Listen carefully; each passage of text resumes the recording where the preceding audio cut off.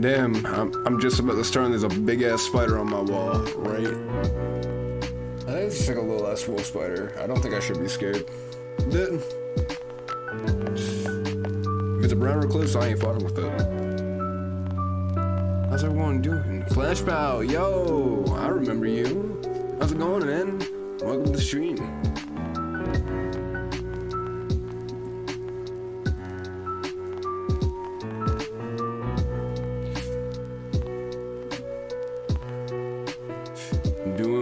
Doing well, love to hear it. Oh boy, I might need to... I never thought about the streaming qualifications for Cookie Clicker. It does get a bit intense late game. Wait, I might need to...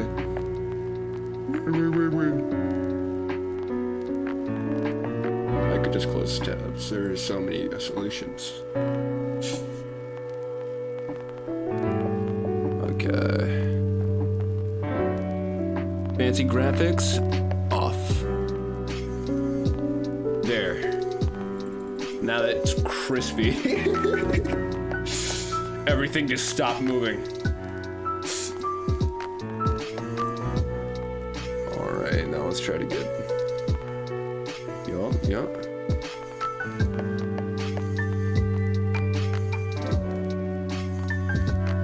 Get the fertilizer.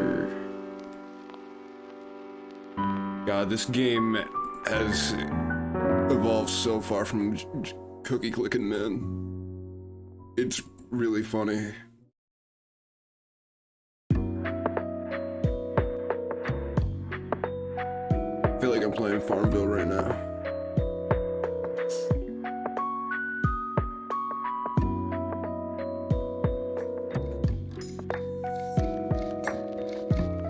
Yeah, and there's gonna be an update soon, I believe. The guy that made it, it's like a decade old now, but he's been doing like yearly updates now. And he's gonna be working on more panels like these. Because currently there's only like 4 buildings that kind of collapse out into these bigger structures that you can fuck with. And he wants to add more of those. I'm really excited to see what happens in the next month or so. Juicy profits. Okay. I have no clue my clicking is gonna come up. I hope my mic filters it out.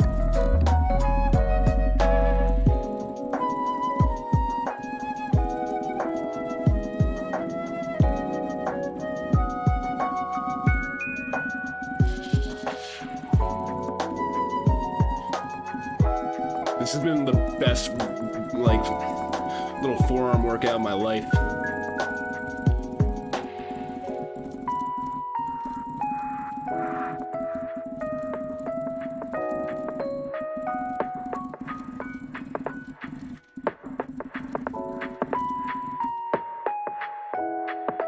Okay. Oops, excellent. Sensitivity button. Alright, that's doing that. How's my profits looking? Can I buy? Can I sell? Look at the board here. Okay. We're not looking good. A lot of my shit is under 100. Ooh, white chocolate might be available soon. Keep an eye on white chocolate.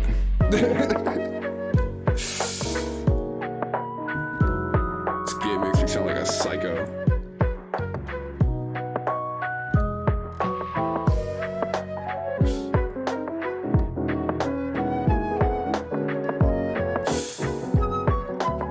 How am I gonna figure this out?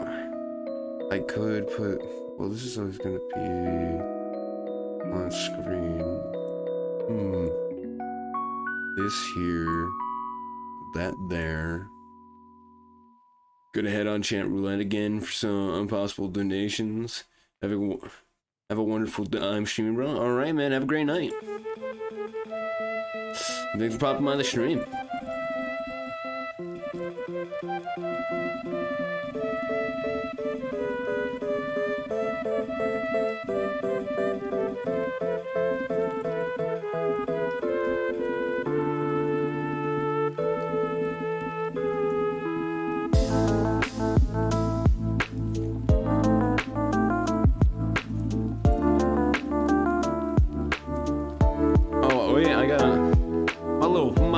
wizard bar is full. Holy shit. I didn't even think about my little wizard bar. Oh yeah. I think it's about time we transfer to the reaction content of the night. That was just a warm up.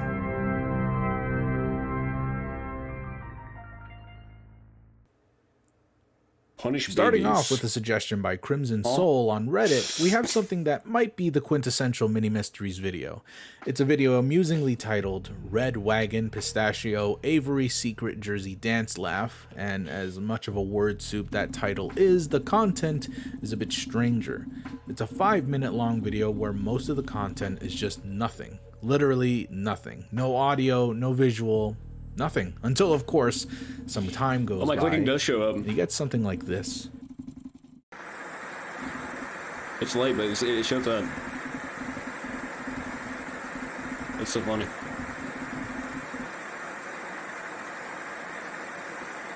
Is this asthma? Wasn't that asthma I've been hearing about?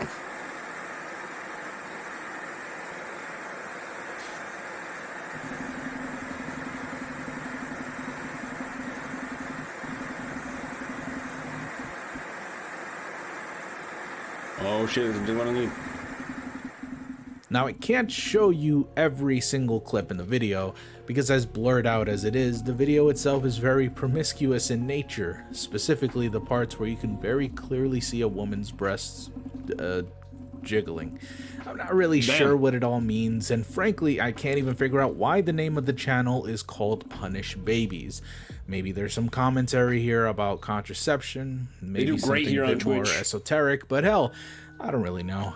It all does seem pretty freaky, honestly. I mean, it's one thing to have a sort of art house experimental video project that very clearly conveys a message, even if the message isn't very clear, but the obscurity of this video is really what sets me off. I mean, it only has 65 views, and with a name like this, you're not really going to find many people. Maybe it's a code, or maybe it has something to do with the content shown. Maybe it really is an art house film, so some sort of experimental college project. What was the reference here? Well, whatever the case may be, I think this video is both very creepy and very weird. Really, I always love these videos, though. You guys bring me these, and I have literally no explanation, like zero explanation for these. No, it makes it all the more mysterious and all the more creepy. I can move it around all I want, but I can't shrink it. This video cannot be deciphered at all. There's no other info other than what's in the video, not even captions, channel's description, nothing. The name's weird as fuck, but I gotta admit, I kind of love it. Now, the channel is only a year old, so maybe it's got something more in the future, but as it stands, it will remain a mini mystery. Sometime in the summer of 2021, I was given a message by someone who led me to a certain video titled Firma Ludzka. Unfortunately, I can't find the email anymore, but I do know about the video in question. If I recall, the emailer told me how they found this strange and disturbing video online and had no idea where it came from or why exactly YouTube recommended this channel to him. Funnily enough, if you go through the comment section of this video, you'll find some other people talking about how YouTube recommended this to them randomly. Some even found this on Reddit.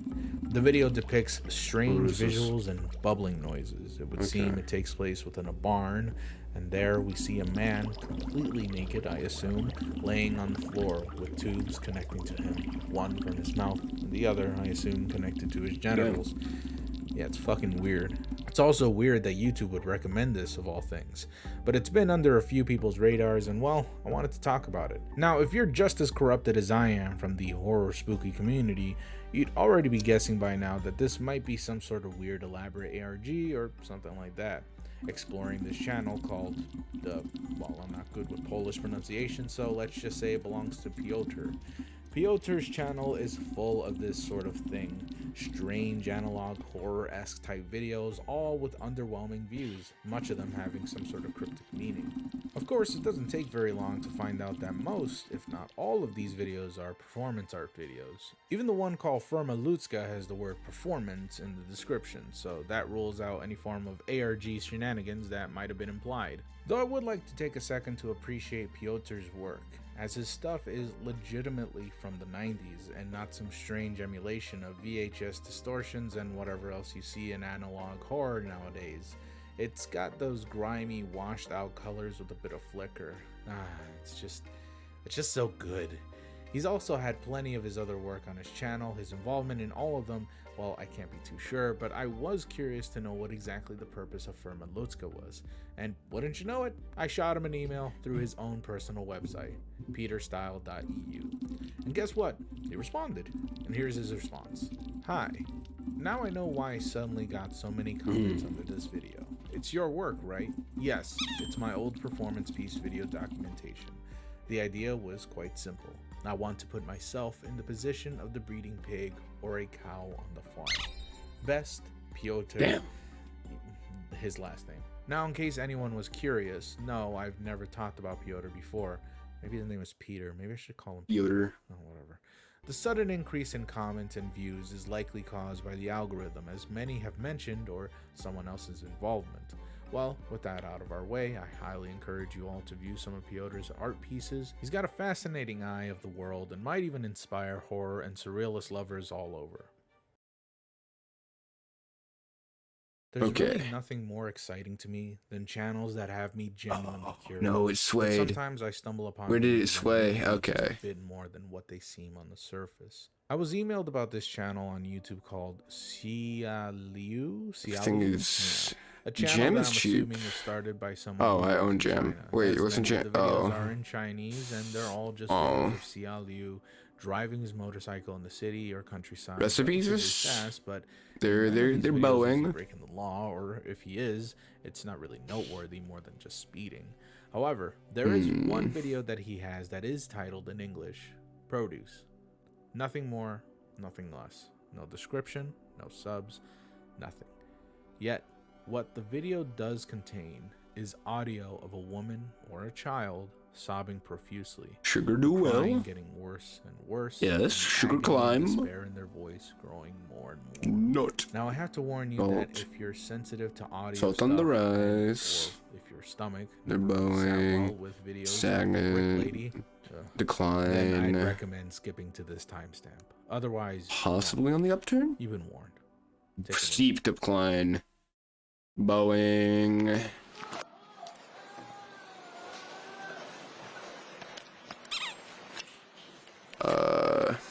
They're on the incline right now.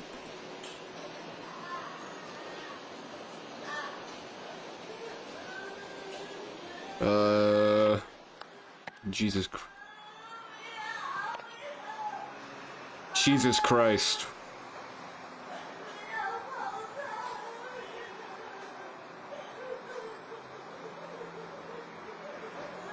Is this just asthma that they've been talking about? Is this asthma?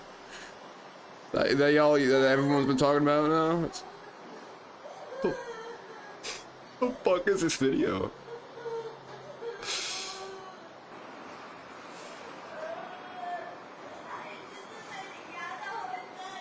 Okay, I don't know that language.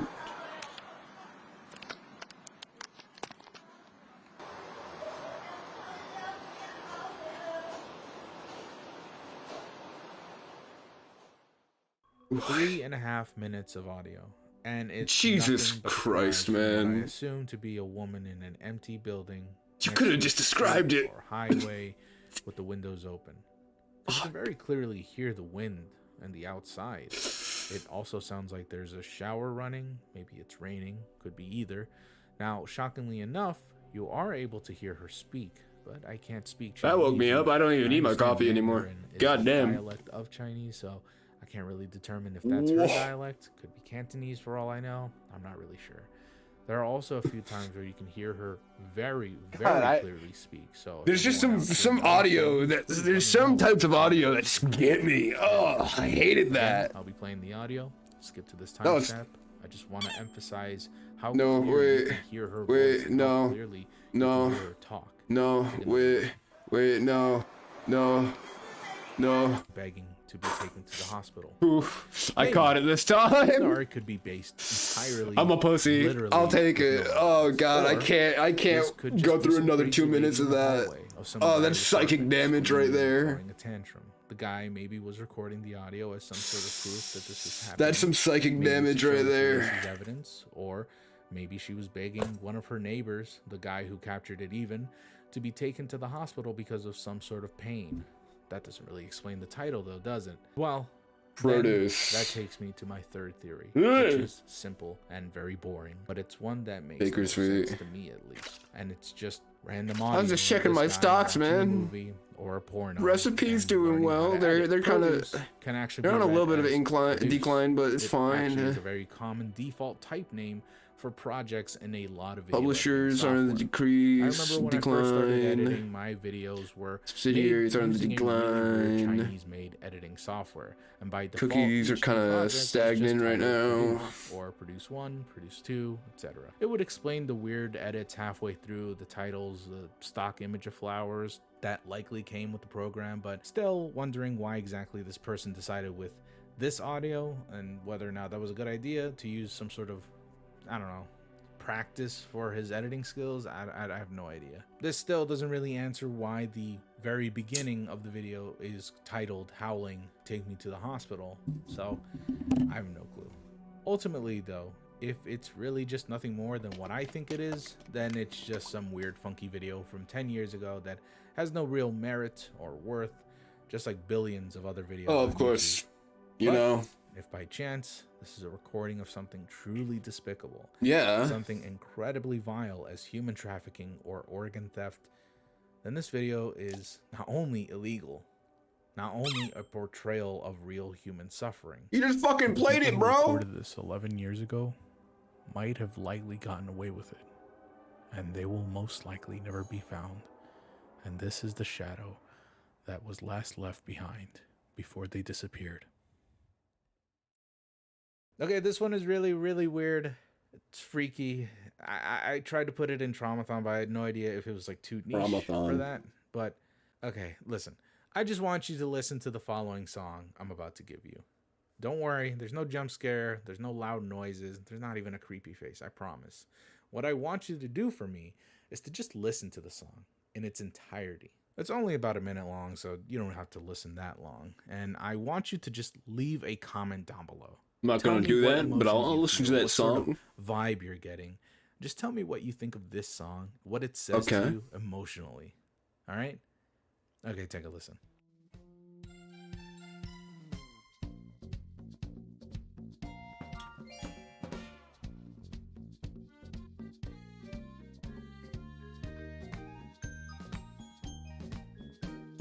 I get like Donkey Kong Jungle.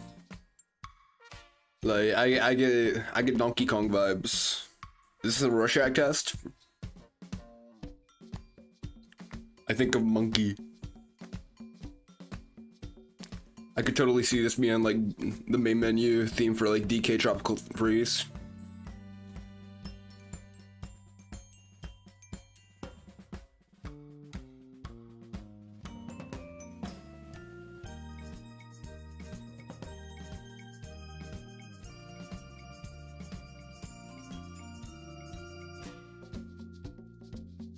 I ashed my rag. So what do you think? Donkey Leave a Kong. comment down below. Monkey. I just want to try this weird experiment. Monkey. Because you see, this song is a song from the Disney trivia game Disney Seen It. Back in the 2000s and 2010s, Seen It was a trivia game on DVD where people would just watch clips from certain movies, then they just answer trivia questions. There was one for pretty much everything. Twilight, Seinfeld, Friends, Glee, all that garbage. Yet for some reason, and I swear to you that I am not fibbing, for some reason, Disney Seen It was believed by many kids to be one of the worst ones because of its quote-unquote unnerving music. That song you just heard, and other music from this specific Seen It DVD, is just mind-bogglingly scary for a lot of kids. And if you visit the comment section of this video, you will get dozens upon dozens of testimonials from grown-ups talking about how they were super scared and terrified by this music. Some even claiming to cry whenever they heard it, and some still getting scared by it as an adult. Now, I personally figured that this was some sort of trend on TikTok because a lot of times these sort of patterns happen. It's usually from some horror talk, I don't know, challenge, basically claiming spooky stuff about seeing recipes on the incline again. Really nothing. But I have looked it up on TikTok, and really there's not much on this specific topic. There's only one person who actually talks about how the music did creep them out. But other than that, there's really nothing at all. These comments are also 3 years old, but so is the video itself. There are no other videos that have the Seen It music, so I can't tell if this is some sort of prank or some sort of creepy trend from 3 years ago or something. But honestly, some of these are just from a few weeks ago. Oh boy, so we clicking. I don't think it's related to any. We clicking cookies now. When I look up creepy Disney music, Seen It music shit, I don't get anything either. So let's just assume people really are creeped out by this song. Let's ask ourselves why. I listened to the song myself quite a few times, even asking my girlfriend and our roommate what exactly they thought of the song, and they both described it as jolly, adventurous, curious, but literally nothing remotely close to creepy, unsettling, or scary. Honestly, I'm just about ready to say that y'all got some unresolved trauma you need to take care of, but I'm still incredibly curious as to why so many people are so freaked out by this. Bakersweet. Like I said earlier, I really wanted to put it in Traumathon, maybe even for later this year, but it's just so niche that give me that Bakeberry seed. I don't even know where to begin. I don't know. Let me know what you guys think in the comments, and if anyone at all feels the same way, or if you felt this way in the past.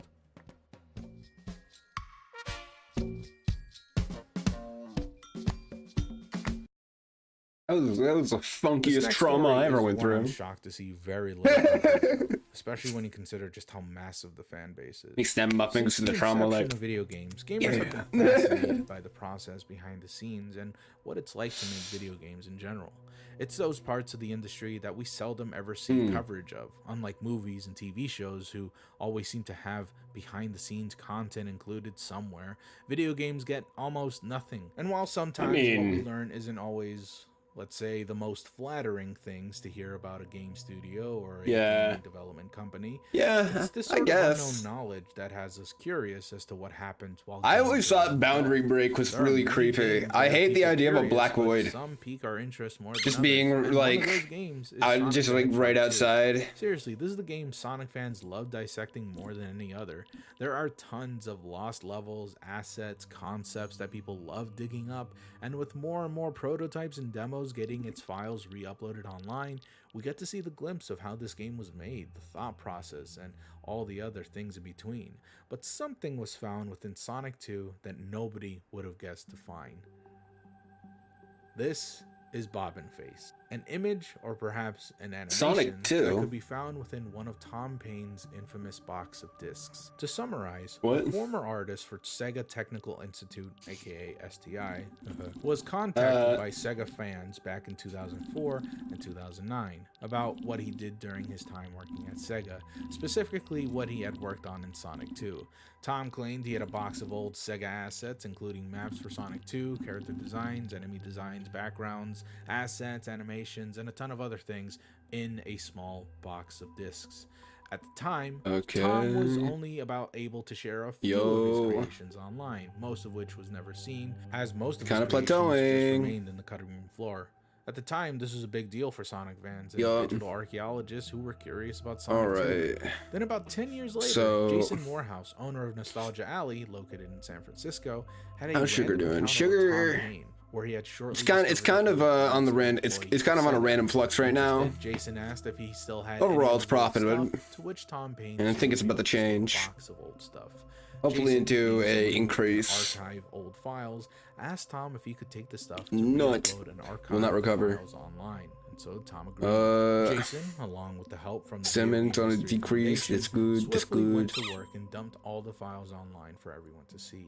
Damn, You I'm can so check out all lucky. the files that were dumped in the description down below. There'll be 2 different links. Subsidiary. Ooh, subsidiary is going down. Publicist is stagnating. Floor where you can see a majority of everything that was I don't think I don't think I'll ever be worthless.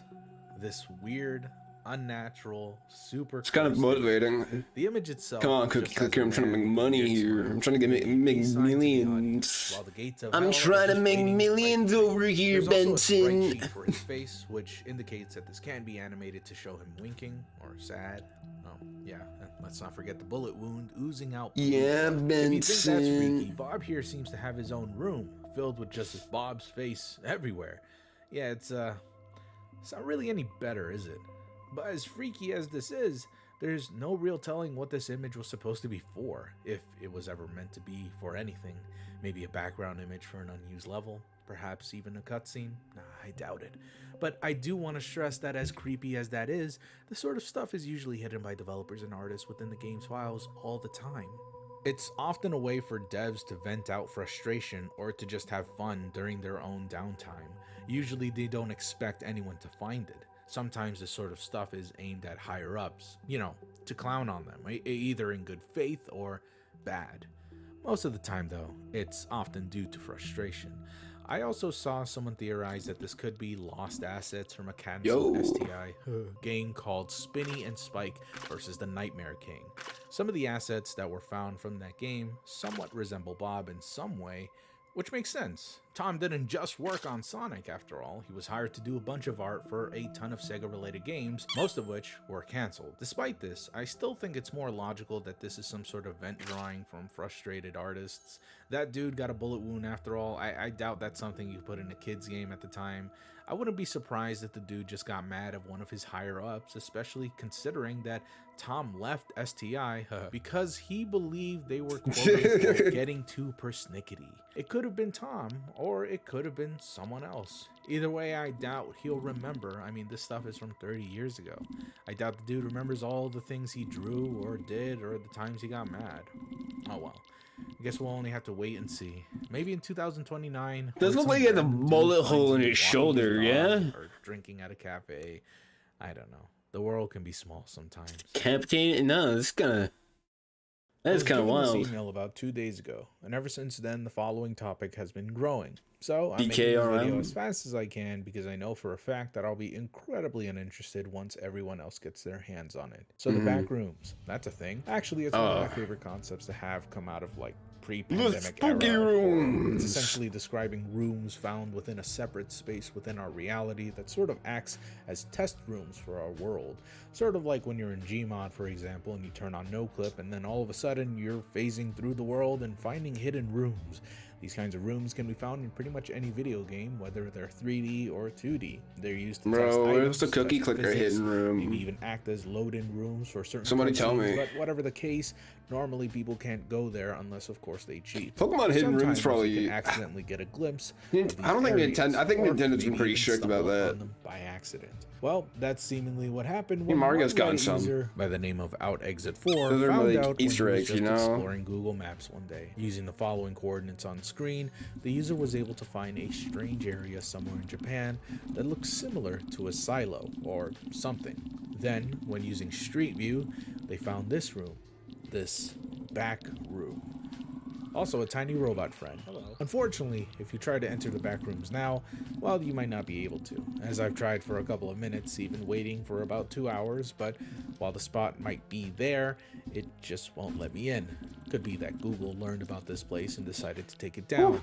I think it's worth mentioning that anyone can post a photo on Google Maps, by the way, even 360 ones. So if anyone is thinking that this is somehow an ARG made by Google themselves or some sort of conspiracy to remove the real back rooms out of reality, that's just not the case. Of course, this wasn't the first sighting of the back rooms. Big tech taking our back rooms away from us. 4 days ago, before this post. God damn it. Someone by the name of Glarto345 had found a separate liminal space somewhere in the middle of California in a national park. This particular area looks closer to what people think the classic Backrooms looks like, even with ominous writing on the wall instructing everyone not to look up the Backrooms or they will fall. That's pretty spook. Oh my god, hi! The third location, I'm not really sure who posted it first or how anyone found it, but it takes us all the way to Florida, specifically found in Cape Romano, where we see the Cape Romano Dome houses.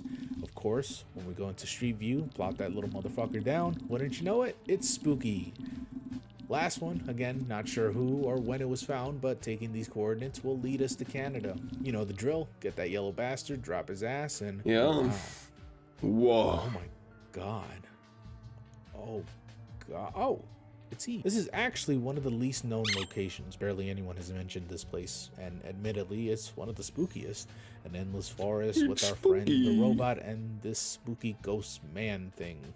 Very scoopy. Actually, Very scoopy indeed. Counts as a back room, but maybe it does. I haven't really kept up with the lore. So what does this all mean? Are the back rooms real? No. No. But if that's the case, then how is it that these places exist? 2 of these locations were posted in 2022, this year, yet the rest were posted either in 2011, and allegedly, this one place with the infinite hole that I can't enter anymore was supposedly posted in 2013. Mind you, Backrooms wasn't even a concept till around the summer of 2019, where it originated in a 4chan post. At least this is where it's more commonly known to exist from or originate from. From there, the lore dives deep as more user interest fed into the myth, and it became this massive cult following ever since. It's really unknown just how exactly these photos were posted so many years ago when nobody really knew about it back then. And you'd figure, of course, even if these really were posted back in 2011 or even in 2013, someone somewhere must have found out about these images in that time frame. I mean, if we can find these obscure images on Google Maps, then there's no way someone could just miss this, all of this. My guess is that whoever made these images must have edited them in post, as in this must have been some sort of image beforehand that was just a regular picture that was just replaced with this 360 shot later in the future. Well, that's just a speculation. I'm not even sure if that's possible. Speaking of who made these images, just who is responsible? And certainly not Google. Well, we don't really have to look much further. You see this robot? We've been pretty much teasing him this whole time. Well, his name is Billy. Billy Le Robot. Billy is a small French YouTube channel that covers a lot of this sort of urban online creepy stuff like SCPs, creepypastas, and yes, the back rooms. In fact, he was investigating the back rooms not too long ago. There was only one video of him in the back rooms uploaded back 4 months ago, but I'm assuming that's going to change soon, and you're probably going to see a lot more of the back rooms later on in his YouTube career. Going on his Twitter, we'll see that he posted an ominous video titled "It Started," just around the time most people were talking about the back rooms on Google Maps. I'm assuming this is all linked to an in-channel ARG that I'm sure he's working on diligently. Maybe it was a publicity stunt to just promote his channel. I may be interested in covering this as it develops. Good art takes time after all, so I can't just take the pieces of the puzzle now, as it's most likely just a teaser to what's to come. So if you guys want, I'll cover more of Billy Le Robot, as he undoubtedly reveals more. Billy has already teased a 5th image, and there's possibly a 6th, I don't know. It's most likely somewhere on Google Maps, but who's to say where exactly? That's for you guys to figure out. If it's possible that there's an ominous 5th or 6th backrooms hiding within Google Maps, please let me know. Unfortunately, as I wrapped up this script, it would seem that Google Maps was on to poor old Billy, as all of these backroom 360 photos no longer exist, except for this one in Canada, and I'm assuming that's because most people don't talk about it or know about it yet. Though, with the upload of this video, that will change by the time it goes up. So, that's that. It's a fun little game made by a funny little robot who has an honestly underrated channel. Seriously, please check out Billy's videos. I think he's got some wonderful stuff, and I applaud devious shit like this. Oh, great. Oh, great. I got a phone. It always goes devious. Turn it off. He's got a lot of cool stuff. Really, I mean, it's really bold of him to just upload all of these on Google Maps. It probably explains why there are several accounts, by the way. One of them called Billy, so that would have tipped it off. He probably knew he was going to get banned for each upload, so yeah, it was smart of him to just upload from different accounts. Either way, that was it. There's probably more, but like I said, if you're interested in this, Let me know in the comments below. If not, then I'm just going to continue on with other stuff. Or sleep. Today's video will be covering probably one of my first paranormal cases ever, and in that regard I hope all of you will remain respectful and open-minded, because we're gonna dive into some real dark magic. No joke. Actually, it's kind of weird to talk about this because it almost feels sacrilegious. While I may not be the most religious person in the world, I still at least want to remain respectful. Therefore, if you're Muslim, I feel it's fair that you know that I will be mentioning many things involving your faith and practices of Islam in general, as today's topic is about the possibility of this one Quran reading video that may or may not be cursed. And by cursed, I mean like actually cursed, not like, yeah. You know? So today I wanted to talk about this one video recommended by someone on my subreddit. This user cross-posted a separate Reddit post found in r/internet mysteries, where a separate user talks about two mysterious videos uploaded by a channel named Sarah Ali. These two videos are seemingly innocent Quran reading videos, as I hear it's extremely common for people to just pull up these kinds of videos to play as background noise, and it's sort of a way to ease them into sleep as well. In many cultures, Quran readings aren't just verbal expressions of language, but many believe it's a way to connect with God and to bring benevolence into one's life. Regardless of the reason, these kinds of videos are very popular, as seen by this screenshot posted by the Reddit user of the two videos by Sarah Ali. One of them garnering over 3 million views. The video is nothing more than just a screenshot of two prominently well-known Muslims who also happen to be the ones reciting verses from the Quran. Strangely enough, it's not even a complete verse of the Quran, as apparently these are cut off from before they are actually completed, and they're just looped awkwardly for a few hours more. The original post even claims that it's likely that this audio was actually ripped from somewhere else on YouTube, that is. Unfortunately, that has some consequences. At the time of this recording, it would seem that Sarah Ali has been copyright striked, and both of these videos have been pulled down from YouTube. Now, there's a reason for that, and honestly, videos like these are harmless, but in this case, there is much more to these two than one might initially I think I'm gonna have myself While both have since been removed from YouTube for copyright reasons, this Reddit user was smart enough to back up one of the video files before this happened, and so we'll be listening to these 4 sections of the video titled simply Quran. Take a listen. It's so fucking wasteful. I can swallow pills like yeah, it's cookie time. That should be looking like a cookie, alright. Damn, I'm looking at the same thing right here. Look at that shit. Yeah, it's not chocolate chip, it's like layered in cream. This goes on for about a minute or so until eventually going back to the prayer. The term "I can swallow pills easily, I overcome my fear of swallowing pills" is likely some sort of subliminal messaging for either the person who uploaded the video or for anyone listening.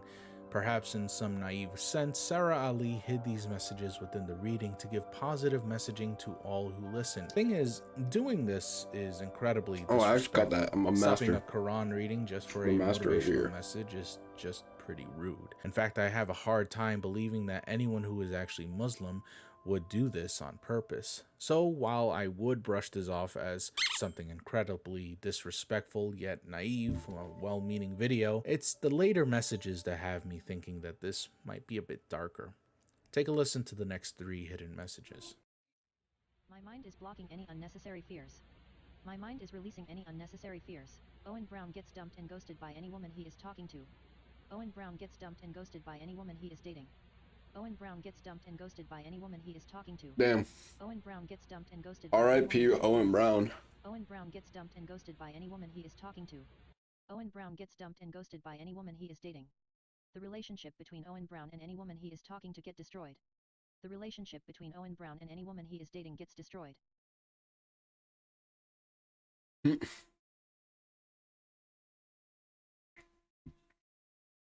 Brown is spending the rest of his life with me. Owen Brown is spending the rest of his life with me. Owen Brown is coming back to Oric University for me. Owen Brown listen to every word I say to him. Owen Brown listen to every order I give him. Owen Brown listen to every word I say to him. Owen Brown listen to every order I give him. Owen Brown listen to every word I say to him. Owen Brown listen to every order I give him. Owen Brown listen to every word I say to him. Owen Brown listen to every order I give him. Owen Brown isn't like the most uncommon name either, I feel. A lot of Owens out there, a lot of Browns. So Like, there gotta be like a couple Owen Browns that they're being like, yay, yay. If you didn't catch that, then I'll be repeating what they said. My mind is blocking any unnecessary fears. My mind is releasing any unnecessary fears. Owen Brown gets dumped and ghosted by any woman he is talking to. Owen Brown gets dumped and ghosted by any woman he's dating. The relationship between Owen Brown and any woman he is talking to gets destroyed. The relationship between Owen Brown and any woman he is dating gets destroyed. Owen Brown is spending the rest of his life. R.I.P. Owen Brown is coming back to York University for me. Owen Brown listens to every word I say to him. Owen Brown listens to every order I give him. Owen Brown is not enough to every female. So, what could this all mean? Well, it doesn't take long to really connect the dots here. Reading the Quran is much like praying, and for many Muslims, prayer brings good health and it provides answers to problems they face. Yes, they can ask for things, but true prayer doesn't necessarily I have one more ask for cookie. the demolishment of one person's I'm life. hungry. So knowing this, I came to a conclusion. This video is cursed. Now, how did I come to that conclusion? Well, this video reminded me of chants given to higher beings made by cultists and in black magic in general. More often than not, when they try to get something that they normally could not obtain. Yep. And in this case, I first thought that whoever this was Obviously. was probably using these phrases to hypnotize or indoctrinate Owen Brown, the, I assume, man that she wants to be with while he listens to the video. The OP and the Muslim community also agree, as stated in the post. The thing is, I don't really believe that Sarah Ali really thinks Owen Brown would listen to this. In fact, I don't think she intended to him to listen at all, but to trick others into listening in order to manifest this energy into reality. However, this is not manifestation of goodwill. In fact, this is incredibly manipulative to the point where I thought that maybe, perhaps, it could be some sort of curse, a chant. As mentioned before, you see this in black magic a lot. And while the Quran would normally prevent black magic from manifesting, especially during a recital of a certain verse from the Quran, I believe Sarah Ali is using the energy from everyone who is listening and praying alongside these videos and using that energy into a spell. And the reason I'm coming to this conclusion is because I am currently dating someone who is both Muslim and Southeast Asian. When I brought this up with my partner, and how it could be the work of black magic, she came to the conclusion that it was similar to something called Sun Tao. Sun Tao is a term that describes poisonous black magic that is sent physically or transparently to a victim. In other words, these are curses that some people within Southeast Asia perform, either to gain what they want through force or to influence others into doing their bidding. I don't know if I've mentioned this before, but in Southeast Asia, this sort of paranormal stuff is a strong belief, so much so that it can be argued as a fact to some. It's so well believed that even politicians have been caught performing black magic against their rivals. The following information I've gathered was from this video, so if you're interested and can understand the language, then I'd say give it a watch. And don't worry, it's Ramadan, so you won't be summoning bad jinn by watching it. Anyway, according to this video, Sun Tao comes in 3 parts: Sun Tao Zahir, Sun Tao Gaib, and a combination of both. Sun Tao Zahir is the physical manifestation of a spell, either to enhance or to perfect something. People who perform this sort of spell often use real-world conduits such as venom or toxic herbs or other things such as the sort. These kinds of spells need to be physically performed or ingested through the victim's body, either by eating the spell, applying the spell to the skin, obviously. injecting the spell into the victim's blood, smelling it, or any combination of these 4. Meanwhile, Sun Tao Gaib is the opposite. As opposed to being physical, Those are this good is ass cookies, man. completely intangible. This is more akin of what most people think a spell is. It's Okay. more aligned with the practice of demonology. So now we got like a little bit of a do your bidding, etc. chain going here. However, it's much more strict and more complicated than being buddies with a demon like in Shin Megami Tensei. In fact, the rules are incredibly strict, so my much purple so sister that back on it the can often rise. lead to the downfall of the caster as opposed to the victim. Notably, Subsidiaries are getting there's one lower. guide that matches what we're talking about, and that being Seru. Seru means to call or to invite, and it's a form of Sun Tao Gaib that utilizes speech, text, Trigger's getting a little symbols, and drawings. stagnant, With but this it's curse, fine. You can make your It's wishes come fine. true But again, it's incredibly White chocolate strict. is still Well, not so It fun evaded my fact, grasp. it requires an animal sacrifice. Now, notice I said text and speech. If we were to believe that this is in fact a curse, then the bigger picture begins to get much clearer. Sarah Ali is likely a former student of York University. In fact, we know there is 100% a student who used to be in York University because there exists a LinkedIn profile of a Sarah Ali that went to said university. Moreover, she is stated to live in Toronto, where York University is located. There also exists another Sarah Ali who attended York College in the UK, and wouldn't you know it, she attended around the same time these videos were uploaded. Is it a coincidence? Maybe. Regardless, it's likely here, when she used to attend, that our Sarah... I don't know how many Sarah Ali's are there. Owen Brown. Owen must super have common. been someone she really liked, perhaps even obsessed over. It's very clear that she was jealous of him, perhaps even stalking him, as we hear in this video that she wanted Owen Brown to fail in every relationship he had with every woman he ever met. Except, of course, her. She even mentions him coming back to York University, to find that Owen Brown left.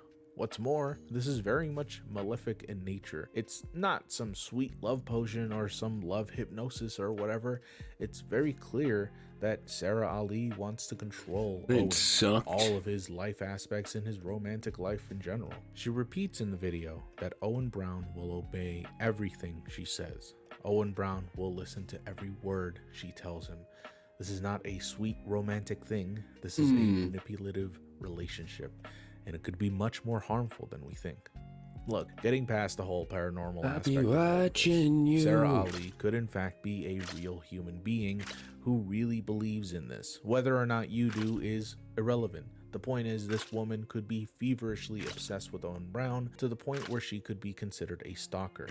Nobody in their right mind would post a video of a Quran reading and hide subliminal messages. I don't know what wheat slims are, bro. Person, unless they were sick enough to cause them harm or believe that they could control them by any means necessary. Now, this is but just a slice of what could be going on. I'm not familiar with other cultures out there that also practice black magic, but I'm assuming that in many cases it'll be similar to what I have explained. It could be that this isn't really black magic, and it could be just some way of manifesting. Waggling my finger here. Life, but regardless, it is still done with ill intent. There's also the matter of the first video, which is 10 hours long yet no longer exists. Did this too have subliminal messages? Well, I was able to actually find the video, as it was re-uploaded by someone that I'm assuming didn't know any better. Yes, this is the Sarah Ali edit, and yes, there are voices in this one too. However, this one is far more subtle, and it's hidden underneath the prayer. Unfortunately, I can't show you that one part of the video due to copyright infringement, but I can show you at least a second of the video to show you that there is still mumbling. Oh my god. Take a listen. To any female except me. Owen Brown is nobody to any female. It's too late. What's interesting to me is it's never too late. People in the comments section actually acknowledge the muttering, and some even go as far as to call this a spell. Just as I explained earlier, though some have claimed that this is somehow a spell or a curse meant to control someone, we're awesome. Many others believe that Owen Brown is actually not a real person at all, but in fact the name of a jinn. But like I said earlier, whether or not you believe in the paranormal is irrelevant. Yes, the mighty jinn Owen Brown. Sarah Ali probably does. And she is resorting to doing some crazy shit. I swear, just to get the attention on Owen Brown, someone knocked on my door. Whether or not she stalks the man in real life is a mystery. But hopefully, this is the last video of Sarah Ali. Okay, so I'm there now. To say about her real life tendencies. And now I'm there. Then it could be possible that something worse could happen in reality. I'm slightly cheaper. Every fortune upgrade. So starting off with a very quick update. Makes fortune appear twice as often. Unlocked fortune upgrades. Also have a 40% chance to carry over after ascending. Yo. That video vanished. Curiously enough, the channel does exist. So I'm guessing one of two things happened. Either YouTube took the video down because it broke some sort of guidelines. I don't know. YouTube can be weird. Or the creator of this channel decided to take down the video themselves. For whatever reason, I'm not sure. But checking back on my computer's hard drive, I actually still have the video right here. So in some way, I'm kind of the current owner of lost media. kinda. I mean, I'd figure lost media is just lost TV shows or movies, not really this. Anyways, now obviously I'm not going to re-upload the video because, well, I don't want to strike on my channel if this video is somehow not YouTube friendly, but also, well, it's not my video. Pistachio Avery It's really Secret not Jersey my content Dance to Live. share. If the uploader wants to upload it again, then that's on them, not on me. But yeah, What a name. interesting to share. What a name. Remember the time, Peter? Remember, Fat Man, remember the time? Remember the time, Peter. Fucking.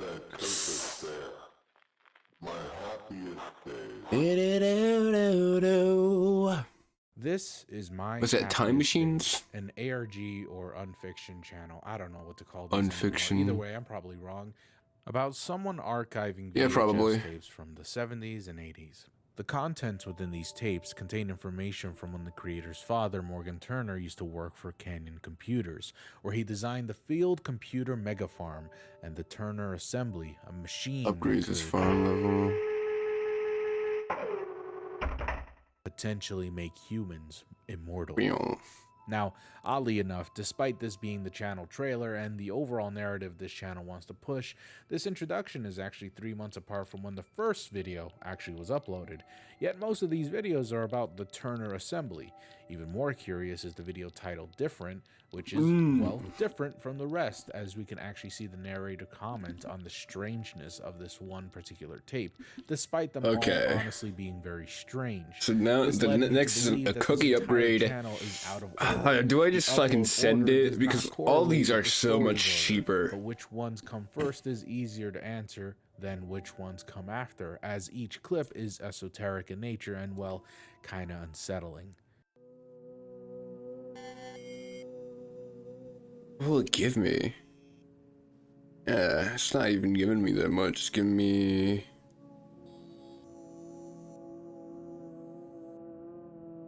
It will turn this from a 5 to a 7. Yeah. I think it's best to go on cursors. Save up for cursors. And get all of these through. Because these are so cheap.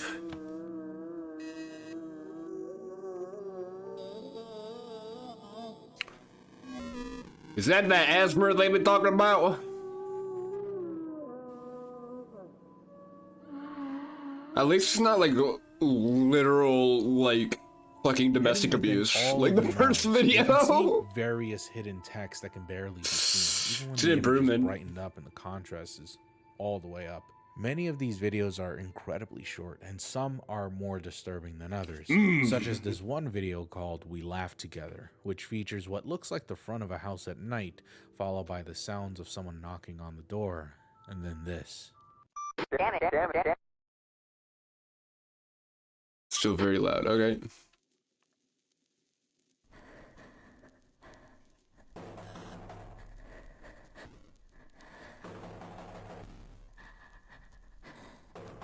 Is it gonna scream? Yep. I mean, that's the stock scream. I know that scream. I've heard it before. It's like in 20% of ARGs now. But like, that is pretty loud. Screams. All the while, this image lingers right in front of you. The image itself is hard to see, really. It's as if the video was compressed 1,000 times. I can't scream like Looking that through some of anymore. the I other used to be videos, able though, to. like Despair and the channel's trailer itself, we'll see this image at I very used to have like a little levels girl of scream. clearness, though it's never really 100% clear to us. It's always a little blurry or maybe a little too dark. It would seem that this is in fact Morgan Turner, the father of the channel's creator and the man who took all these videos. Possibly even the one trying to get out this message, despite how strange they are. Messages like, I'm becoming human again, I can't stand being like this, or I feel like crying, but I can't. Interestingly, in that same video, Despair, you can hear moaning and groaning in the background. What does upgrading my loaning company do? It gives me more space. I mean, I guess that is pretty useful, actually.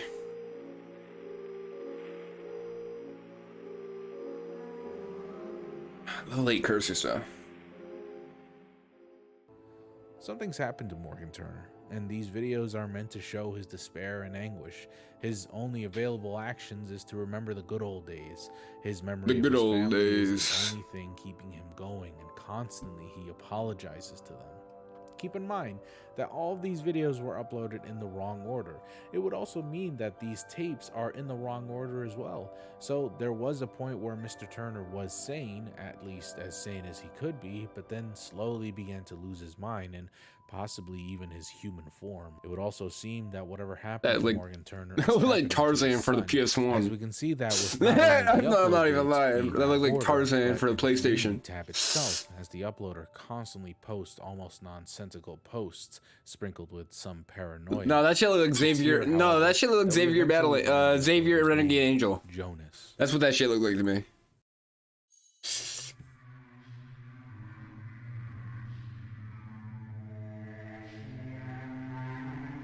A day is a day of wrath. A day is a tribulation of in distress. A day of calamity and misery. A day of darkness and obscurity. I can't read that fast. 0100011. Oh. Now, this is undoubtedly an incredible, well-done unfiction, and it seems to keep going, even as recently as last month. The last two videos uploaded by the Colorado, Colorado. I I don't know. You gotta pronounce it like you're in the state. The Colorado. production itself seems to have gotten better. The effects are superbly The Colorado done. destruction. To be honest, it is a hauntingly scary channel that I am really Colorado eager to revisit someday. I mean, I'm a stickler when it comes to formatting, but forgiving the format for a second, I mean, seriously, this resembles more film reels than VHS tapes. The sound design on each of these videos are hauntingly well done. Like, really, the only thing I wish this channel did differently is the narration. I am not a fan of the sugar. I actually think it'd be more effective. Egg? Yo, egg is on the uprise. Thankfully, it was egg is booming. The channel dropped that immediately. I also think it would benefit from not retreading old ground and, while borrowing a lot of cliches from other analog horrors. It should really be comfortable with doing its own thing. Subsidiaries picked it up. Like being the same kind of analog. Damn it, they all picked it back up. They'll fix their shit. This channel a lot more, really I do. But I am currently backlogged with a ton of mysteries and one specific ARG that, well, if you've been in my streams recently, is my current main focus. Someday I will hopefully revisit this channel, as there's a lot that I actually purposely omitted, details that I feel would be way more fun to discover yourself. Oh, the juicy details. details. The surprise that this channel holds. I think all of you should experience it yourselves and tell me what Fenzi. you think. I love Fetty Wap. Now listen to Kid Cudi. Oh. Someone blurred their face in Photoshop. User 9472. User 9472 is by far one of the most unsettling channels I'd ever come across. It's a channel that features an array of bizarre videos, some of which, more or less, just slideshows with creepy music. Yeah. And though they often aren't anything more than that, from fucking Super Mario. Nothing this channel has to offer, even down to the titles. The sounds featured in every video are just so unsettling, and the images even more so.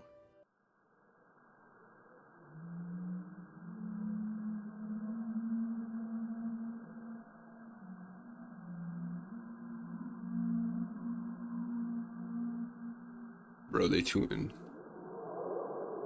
Whoa. Finding any of these images via Google Lens yield no results, almost suggesting that these are all genuine photos and videos captured by user 9472. At first, I figured that this is terrifying. And yes, I know it gets real tiresome to talk about that sort of thing, but hey, the popularity of ARGs never seem to diminish. However, there is no information whatsoever given to the audience about anything, including whether or not the footage belongs to 9472. At first, I assumed that these videos and photos didn't belong to them, and it was instead copied somewhere else. But then that leads to the question of where did these videos come from? Especially when the videos in question are as weird as this.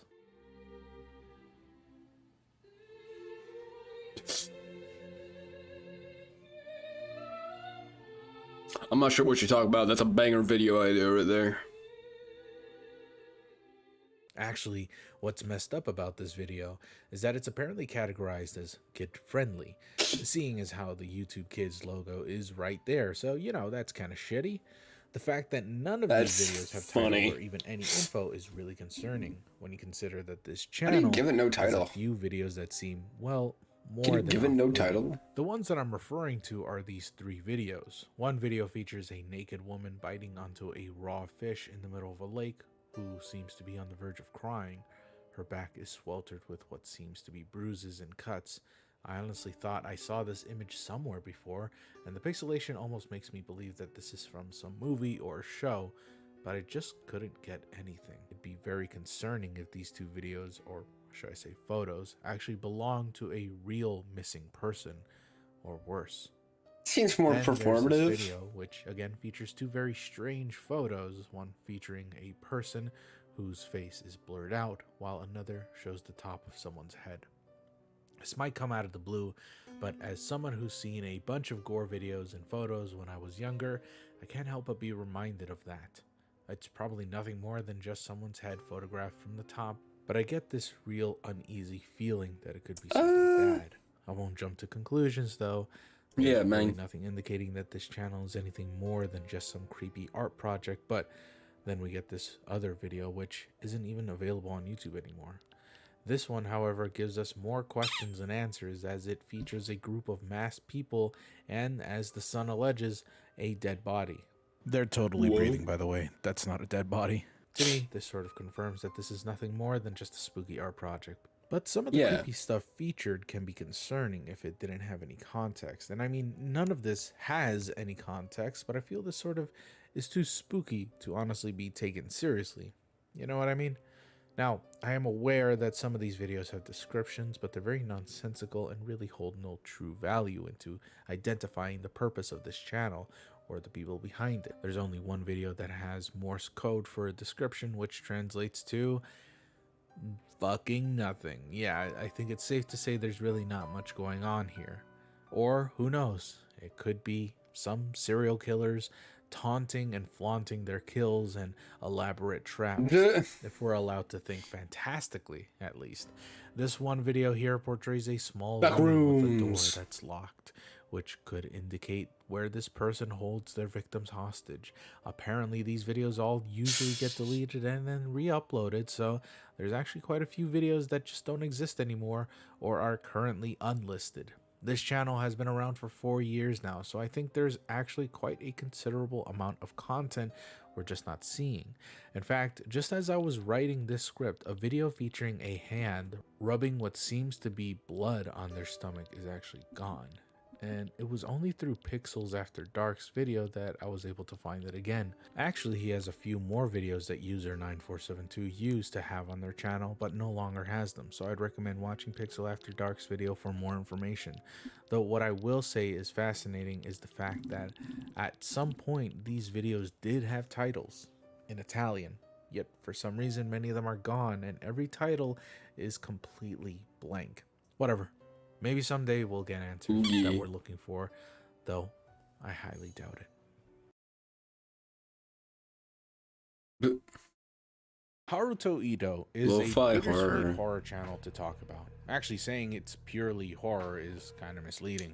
It's more like some sort of absurdist experimental project made by someone who wanted to convey the feeling of anxiety, dread, confusion, and can be in some cases comedic in a weird, esoteric way. I call it lo-fi horror to eek and shriek to. It sort of had some kind of weird Japanese story at the start of this channel's inception, but as time went on, the Japanese aesthetic sort of got dropped, and the creator was more experimental with like Spanish, Russian, Dutch. Love this video, by the way. I can't explain it. I just love it. Yeah, it's hard to really say what I feel about this channel. I remember stumbling upon this channel about a year or two ago and thinking it looked kind of cool, maybe even cool enough to talk about, but as time went on, the channel became more and more confusing, not really having any sort of end goal or meaning whatsoever. But then why should it? That's sort of the problem with covering horror on the internet. We sort of ask ourselves, why does it exist, rather than to enjoy the fact that it does exist. And frankly, I really do love coming back to these videos just to feel some sort of inspiration. It's like visual candy to me. The person behind this channel also got better at his visuals as time went on. Even if not everything was visually appealing at the time, they clearly experimented and did a bunch of weird shit, like even animation. Some of these are honestly reminiscent of Adult Swim bumpers, being very chill and relaxing, with songs overlaid with strange visuals underneath. There's something homey about them. But of course, then we have these kinds of videos which completely contrast either the video before or after it, but I don't mind too much. I think the person behind this channel just wanted to goof off and do weird shit, maybe even slightly horrific shit. I don't know why I said it like that. I can also definitely tell that there was an overarching story written here and there, with this one face being constant early on in the channel's existence, but that too was soon dropped. That's why it's a bit bittersweet to talk about this channel, because earlier this month the creator of the channel uploaded a video which was titled End. In the description, the creator Haruto decided that they were done with this channel and wants to just focus on their real life. Maybe they'll come back, but maybe they won't.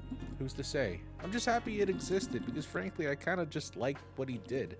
The visuals mixed with the music, and I don't know, I like watching weird stuff without really thinking too deep on them. I hope you feel the same way. I mean, I figured some of you might like what I just showed you here, because we often share the same taste in weird shit.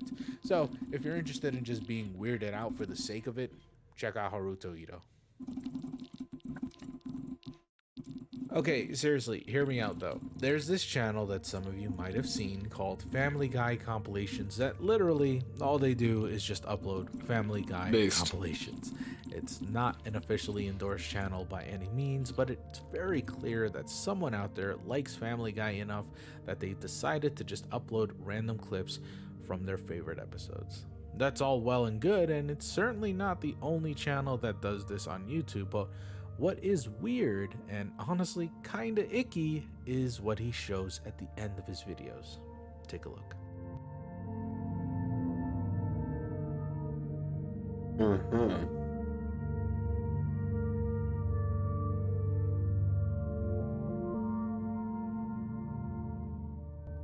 So yeah, kinda weird, but certainly nothing nefarious, right? It's not even like you can find this on all of his videos, it's just in a select few. However, things get weirder and weirder when you begin to realize this guy, whoever owns this channel anyways, has a lot of videos of little girls, all of them different, on his videos. Why such a big variety of them?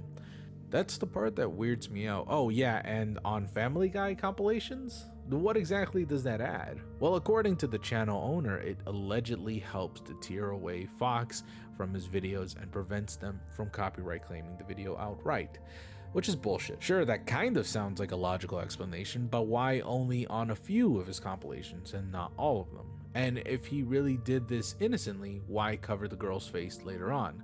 Well, there is a new rule now, I believe, on YouTube guidelines that you're not really allowed to show the faces of little kids unless you have the parents' consent.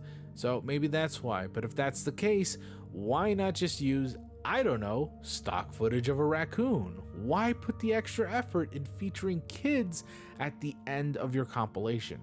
There's also this guy in the bottom right corner of some of his compilations, again added there as to deter away copyright bots. And it's like, okay, if that's the case, why not just use this guy? I mean, sure, it's weird having him there too, but not as freaky as just having a bunch of little girls be your protection against copyright.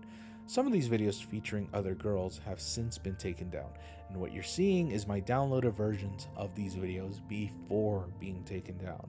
Some of you might be saying that they were taken down due to copyright issues, but I'm actually here to tell you that it wasn't. Actually, I have a feeling it has something to do with the kids featured here, because if this were a copyright issue, then YouTube would say video taken down due to copyright issues, as opposed to video deleted. This makes things a bit more questionable, and honestly, the reasoning is 51 weak at zeros? best. Now, at the time of me writing this script, I noticed that a few details have been missing since I first found out about this channel through my subreddit r/gooseboost. Many times I get suggestions, I give them a quick glance, and if they seem interesting, I write them down, which leads me to a few topics being covered a few months later. And unfortunately, this has the same consequences of missing details being lost forever. I did have the foresight to download some of the videos as evidence in case this person ever decided to take them down, which they did, but didn't get the description, which used to have a link to his business on Telegram. Now, all of these videos have the generic "thanks for watching" description.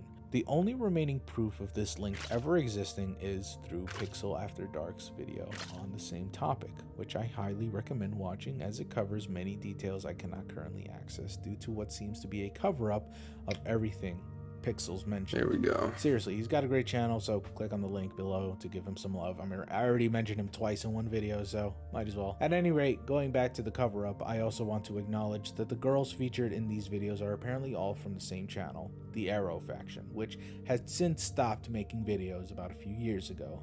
I don't know why exactly this guy is using this footage from a seemingly unknown channel, but what's more confusing is that he stopped using the other girls in his channel and is now just using one specific girl, just with, you know, an emoji over her face. Though he still uses her videos, she is now censored out with an emoji, and all of the audio is gone. For the most part, people are just ignoring the girls at the end of the videos, probably because they only watch part of the video before leaving. It is a compilation after all, so they most likely just watch part of the video that they wanted to see and then leave. But some do mention the girls and are totally weirded out, or are weirdos themselves and leave incredibly inappropriate comments. Oh my God. There are other channels that also feature adult animation videos that these little girls are in, why but do they people either exist? completely disappear, Why do or they people just don't exist? exist. Why do It's people disturbing exist? to think why exactly these girls exist at the end of these Getting the videos. nukes, getting the Perhaps nukes, getting the business that this nukes. channel I'm had getting the was motherfucking incredibly nukes. nefarious, or perhaps it had nothing to do with the girls at all. There's also the assumption that the person running this channel is even an adult. We could assume that the person running this channel is maybe 12 or 14 years old and they just like making compilation of their favorite TV show and just doesn't understand YouTube rules or why this is creepy, though I sort of doubt this. I'm assuming that this channel is nothing more than a content farming channel, as can be seen at the end of some of his videos. As we can see, these annotations lead us back to another channel called Lego Nation, which is absolutely a content farm channel due to the incredibly random Lego videos uploaded. Many, I'm assuming, weren't even made by them, if not all of them were not made by them, as none of the titles even remotely match what is being presented. Okay, so quick update. This is very interesting. While I was making this video and editing it, they changed one part of the video that I was actually going to talk about, but I can no longer do that because the playlist that I was going to mention no longer exists. Essentially, what I was going to say is that there were 4 playlists that lead to a few videos that were unlisted, and you can't watch unlisted videos unless someone gives you the link itself. Now, the playlists were called Ways to Donate #1 and Ways to Donate #2. I have no idea what the unlisted videos were in that playlist, but it was kind of creepy because they had 4 each in the playlist that couldn't be seen, and now they're just gone. I have no idea how or why they would take it away all of a sudden, but now I can't talk about that one part anymore. Though in some ways I'm kind of glad that they did that because now it makes them seem way more suspicious than what I was initially going to say. Now I can go on and on about the channel, but without any substantial evidence aside from it we're set up for a good combo here. Being creepy towards what is being shown, I cannot go about making assumptions about these things because that could ultimately end up being more dangerous than what could really be happening. Ultimately, I highly recommend watching Pixels After Dark's video. Again, he was able to extract more info from what is already missing, and he goes a bit more in depth on clues that no longer exist. Check him out and be kind. When it comes to the seemingly infinite amount of content churned by YouTube users, there's always mysteries going on underneath the seedy underbelly of the site. Trenches that are seldom ever explored and places that are sometimes abandoned. Unknown Sunrise is one of those trenches. Now, I'll be straightforward with you. This entire channel is an enigma, and the amount of research I've done is so very minimal in comparison to the scope of this channel's history, as well as the amount of videos it's released. Be that as it may, I'll try to describe this channel as best as I can and interpret what I have found into possible evidence. Firstly, it is a channel that has existed for over 6 years. It's going to be 7 actually in this June. Every video on this channel seems to be in the reference to a book, at least from the title anyways. We'll get to that in a bit. For now, let's focus on the content of each video. You ready? Well, have a look. All right, we got some like Wingdings-esque font going on here. And that's it.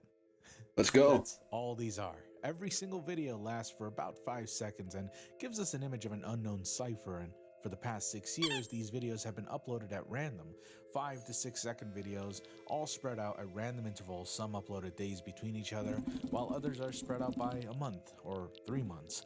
Even the amount of videos uploaded in a year is different. For example, 6 years ago, Unknown Sunrise, at its very genesis of its creation, made over 150 videos in a year, while the next year it was just filled with about 80 videos, and the number decreases seemingly every year. The complexity of each cipher varies per video also, ranging from a few symbols to several.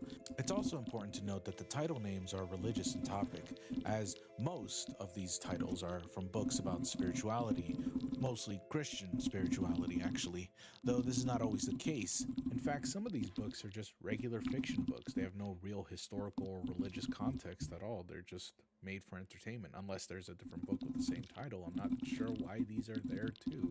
Still, many of them have some sort of cultural importance and imply a deeper spiritual meaning, such as Songs of the Mexican Seas, a book published in the late 1800s that, while not religious in itself, is considered a book of cultural importance. Because each title is different and because each cipher is also different, I assume, it leads me to believe that these books might be the literal key to solving these cryptic symbols.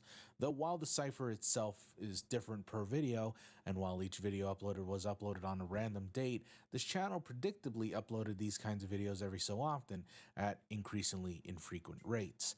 That is until just recently, on the 13th of May, 2021, where Unknown Sunrise made a shocking video that deviated away from their normal content. And that Shocking. video is this one. Oh boy. Submissions have closed. Communication through the channel will cease for now. Thank you for your participation. A little bit of Morse code in there. Beep, beep, beep, beep, beep, beep, beep, beep, beep, beep, beep, beep, beep. I need to relearn Morse code. I remember the chart.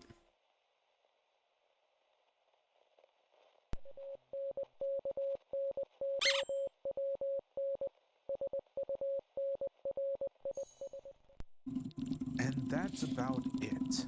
The video continues to show the original phrase shown at the beginning: submissions have closed, communications through this channel will cease for now. Thank you for your participation, just in several different languages. The Morse code you hear throughout the video is spelling out the channel's name, Unknown Sunrise, and the Morse code itself is on a loop throughout the whole video. Though interpreting this video, we might see that the entire channel was a test of some kind, a test that required submissions from Money those looking interested in good. continuing further on what. Oh, egg is. Oh, it peaked. Interesting to note this one phrase. It peaked around 150 too. This would imply that nobody has been chosen, but there are people who have participated, meaning whatever the next phase of this project is, will most likely first go through an evaluation process to choose those worthy of advancing to the next step.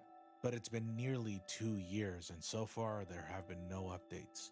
But what in the hell is this channel? I mean, seriously, what exactly is it? Well, let's try our best to figure it out.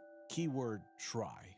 First, let's go through the obvious, most logical explanation behind this channel, and it's mystical bullshittery. It is a failed ARG. It always runs back to that, doesn't it?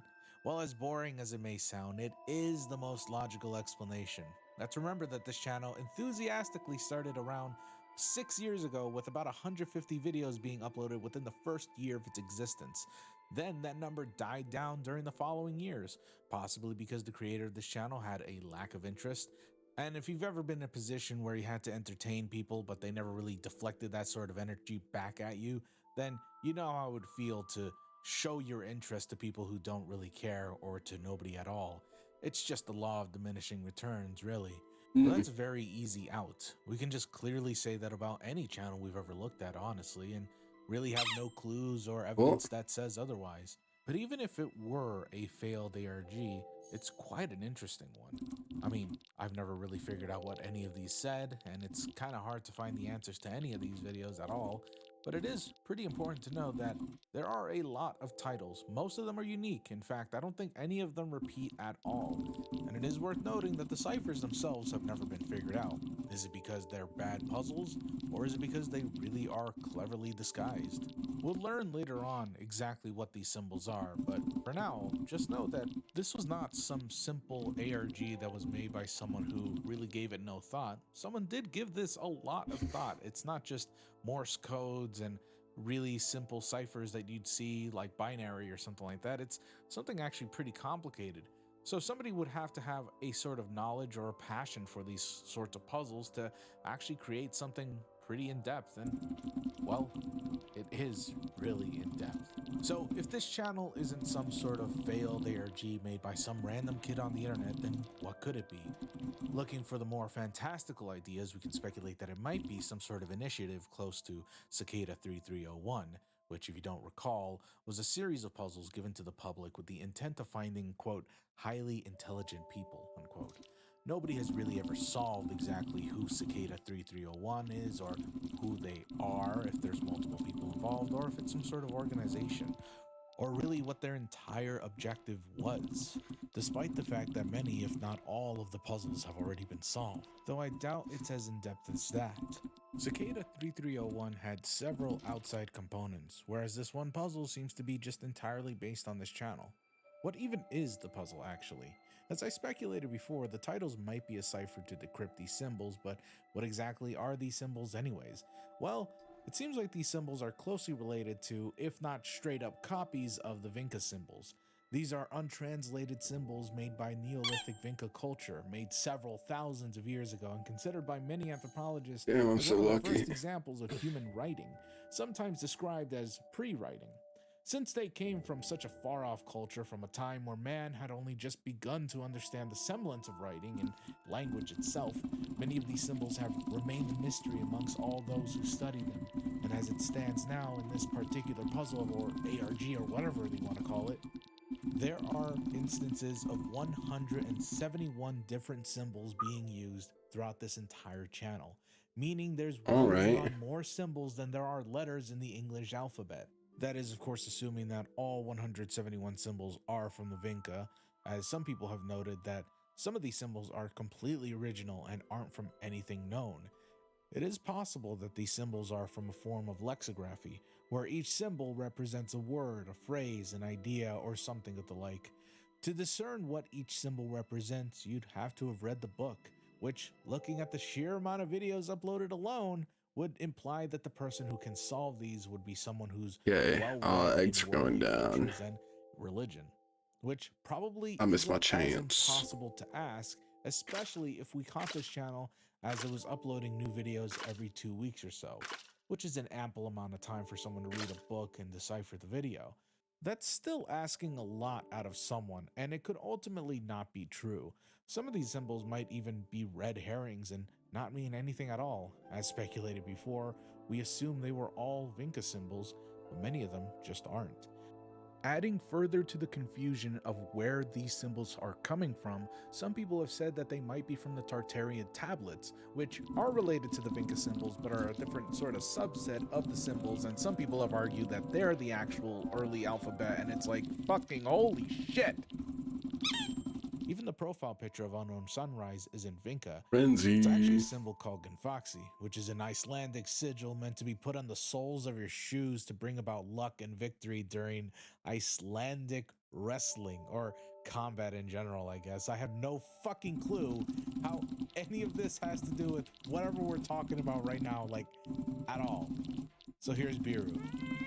Maybe I'm just looking too deep into this, Cats. honestly. I mean, really, expecting a bunch of randos online to solve an unsolvable language is asking for a bit much, don't you think?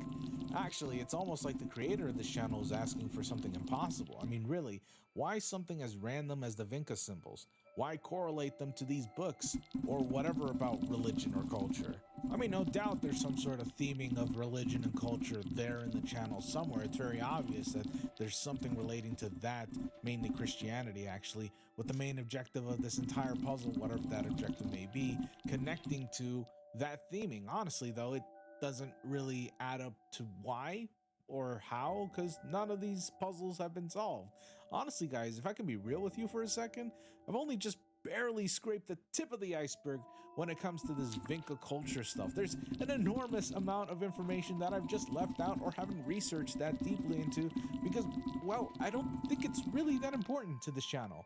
Seriously, if the channel expected people to solve an unsolvable language, then either the people behind the channel are either super naive to the point of ignorance or we're looking in the wrong direction. I believe the latter, actually. It's likely these symbols are nothing more than a cipher, not really something to be solved, but something that can be interpreted. And whatever hints we were given with each title might somehow be the key. I can definitely say with some confidence that in some way these puzzles Lucky. can be solved. After I all, don't there feel are lucky. some abnormalities to keep note of, such as this one video called Virgin of the Sun, having a red border, which could indicate that this particular cipher is different than the rest. Yet honestly, the answers might be so esoteric and so obscure that many could only ever dream of answering any of these puzzles. Like seriously, just take a glance at the Solving Unknown Sunrise subreddit to see just how deep it goes. It's a dead subreddit that hasn't been active in years, but the people who were active were very passionate about this, and I think if they just worked on it a bit more, they could have solved something, possibly even the ciphers, and helped lead the rest of the way for this So channel you're to saying being there's a starting uncovered. Then I point. could have stolen that research Yeah. and used it for my own videos and never credit any of them and made a bunch of ad revenue on it based on their research that they worked on and I contributed zero into, and then I could have been fucking rich and famous. I mean, is the mic on? I didn't say that. Fortunately, nobody's ever really talked about it, and in these past few years, I think I'm the only person who's actually acknowledged this channel existing. So if anybody's interested, join that subreddit or check out the videos yourself.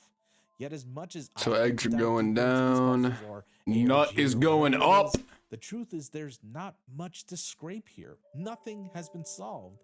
Nothing Honey's of going value has down. been uncovered. Ooh. Aside from many of the symbols being found, there's no correlation as to how they're meant to be translated, what the books mean, what the cipher is, if there's even a cipher. I'm just assuming there is.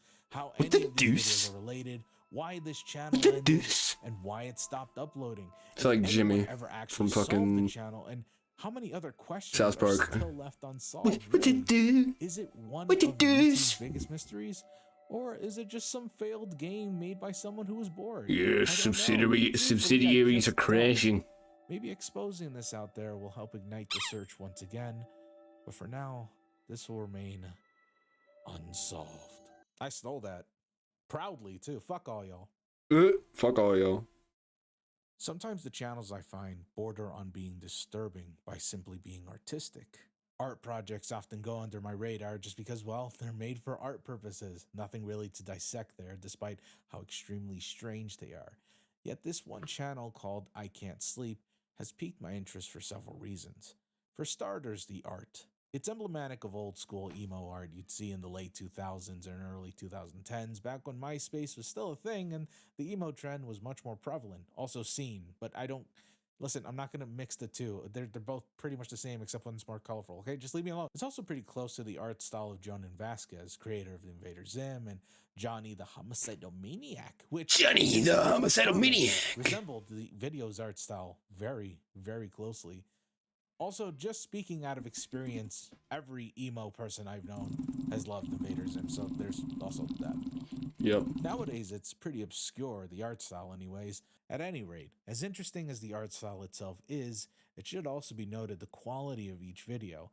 Every single one of these videos are uploaded either in 480p or 360p, which is done on purpose to further the illusion that these videos were made back in the late 2000s when YouTube didn't have an HD option. Yeah, I bet most of you don't even remember that, huh? Living with your fucking plasma screen TVs and The third thing that makes this interesting, however, and worth checking out on your own if if you ever want to, is the overlaying story that this channel tells. Here's just a few of their videos.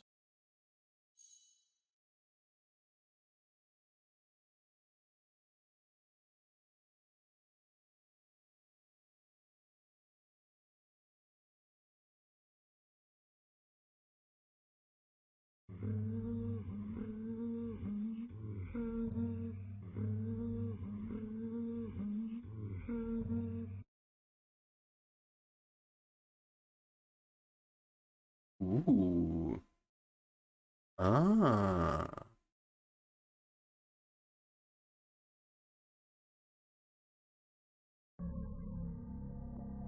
Hmm.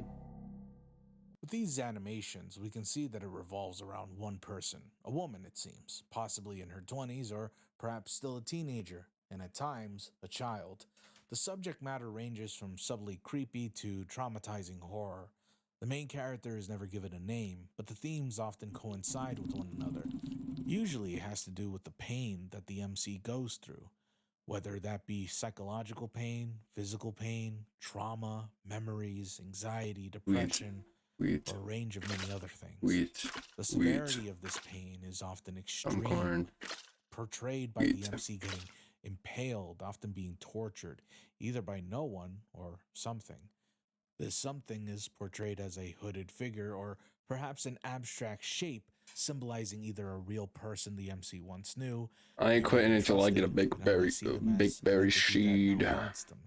Meanwhile, I need the myself a paranormal Bakeberry entities they seed face could right be nothing now. more than just a flavor of the creator's imagination, such as just creepy stuff for the sake of being creepy, but most likely it represents the MC's mentality, their very own past, their own present, We're the in. demons that haunt them, the things that still torture them. Some of these videos have very heavy implication that something horrible had happened to the MC, something traumatic, something that I can't really get into because, well, YouTube won't allow me to talk about it without suppressing the video. But it doesn't really take much careful examination to determine exactly what had happened.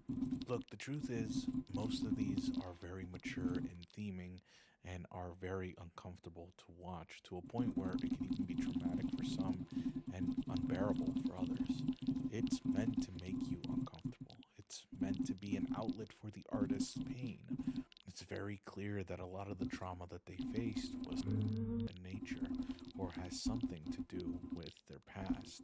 And I don't think it's fair to chastise the artist for making uncomfortable videos or making quote unquote edgy videos to show how they can cope with this sort of pain that they went through. It's their art, and I feel like they should express it however way they want it. And I don't think it ever really gets distasteful. It gets incredibly uncomfortable, like I said, but it never really crosses that threshold of being so terrible that it's disrespectful of people who've gone through something similar. Many of these videos don't actually have any sort of chronology to them, and the ones that do are just as abstract as the ones that don't. There are, of course, the other videos that have no story to them at all and have their own just separate short stories attached, perhaps inspired by a creepypasta or old memes such as Get Down. Remember that? Probably don't. You guys are fucking babies. Either way, each video has an incredibly creepy vibe to them, despite the art style being kinda cute. The animation is usually just black and white with a few colors here and there, but the colors used most often is red, which is used for a multitude of Shift things, but is control. mainly used for blood or something that represents pain. Each video is also accompanied by silence, and more often than not, the video has no audio at all. The times that it does have audio is used in creepy effect, not always to jump scare the audience, but rather to emphasize the horror or eeriness of the situation, though sometimes it can catch you off guard. Yet despite how much the creator of this channel has given us, one thing they've never actually done is given us answers. And I think that's for the best. It's clear this person is reliving a part of their life that was especially dark, possibly sometime late in the 2000s, in which the style itself is reflective of that old 2000s kind of vibe, and why the quality is always at 360p, despite the thumbnails being at a much higher quality. Much of the mysteries behind this channel is mainly about who the creator is and I've gotten this what the channel recommended overarching to me a couple story times. I means. didn't They do really currently have a watch Patreon, and through while I am a it. patron myself, I don't dare to reveal the contents of the Patreon page itself. Sorry, You gotta respect the artist after all. All I suggest is, if you like their stuff, go and support them yourself. It's possible we may never know who the creator is, and that's probably for the best. I don't know if it's true that many of these what's animations are based on the creators worth of looking through, trauma, though. then they're leaving themselves vulnerable for the sake of their own art. And maybe they'd rather not be known for just that reason. As for what the trauma is specifically, well, I think that's a unique question to ask with a unique answer. It's both very clear what it is these shorts videos are mainly about, but also very vague. It's mostly up to your interpretation. For some people, it hits them pretty hard. Lots of people in the comments have said how they relate to these videos, some even wishing the artist Yeah, I well, get a lot hoping of that they were anxiety feeling out of It's it. clear Not like that me resonates with personally its feeling audience, anxious even through if you the, can't understand but the like I get abstract the idea ideas that they're or think communicating it some may anxiety. avert with what it's trying to say. I Absolutely. reckon most of Like you that will is the still feel a sense of easiest symbolism you nostalgia can see watching right these there. videos. And in the end, that's kind of the point.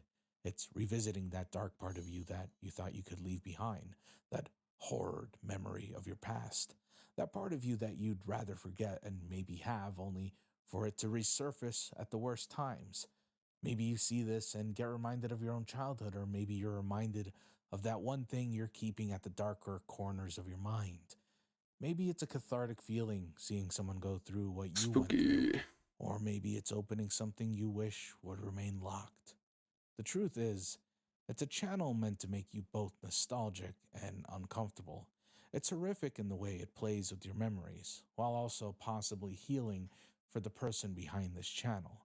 Perhaps this is a way they channel their trauma, or perhaps they just really wanted to make something spooky for spookiness' sake.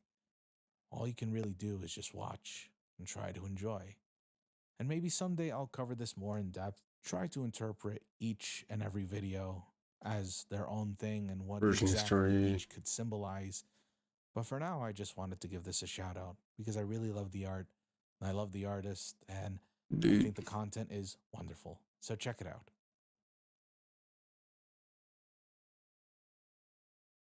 This last channel I'm going to mention is hard to explain.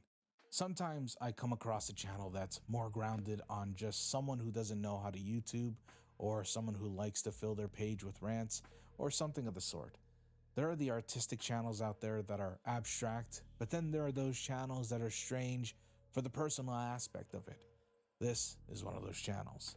Happier Journey is a channel that uploads pretty much daily, and on a glance, these videos seem pretty normal. Most of it is just vlog-style travel videos, nothing too special.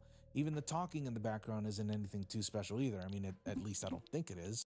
스러운 메시지에 감사드립니다.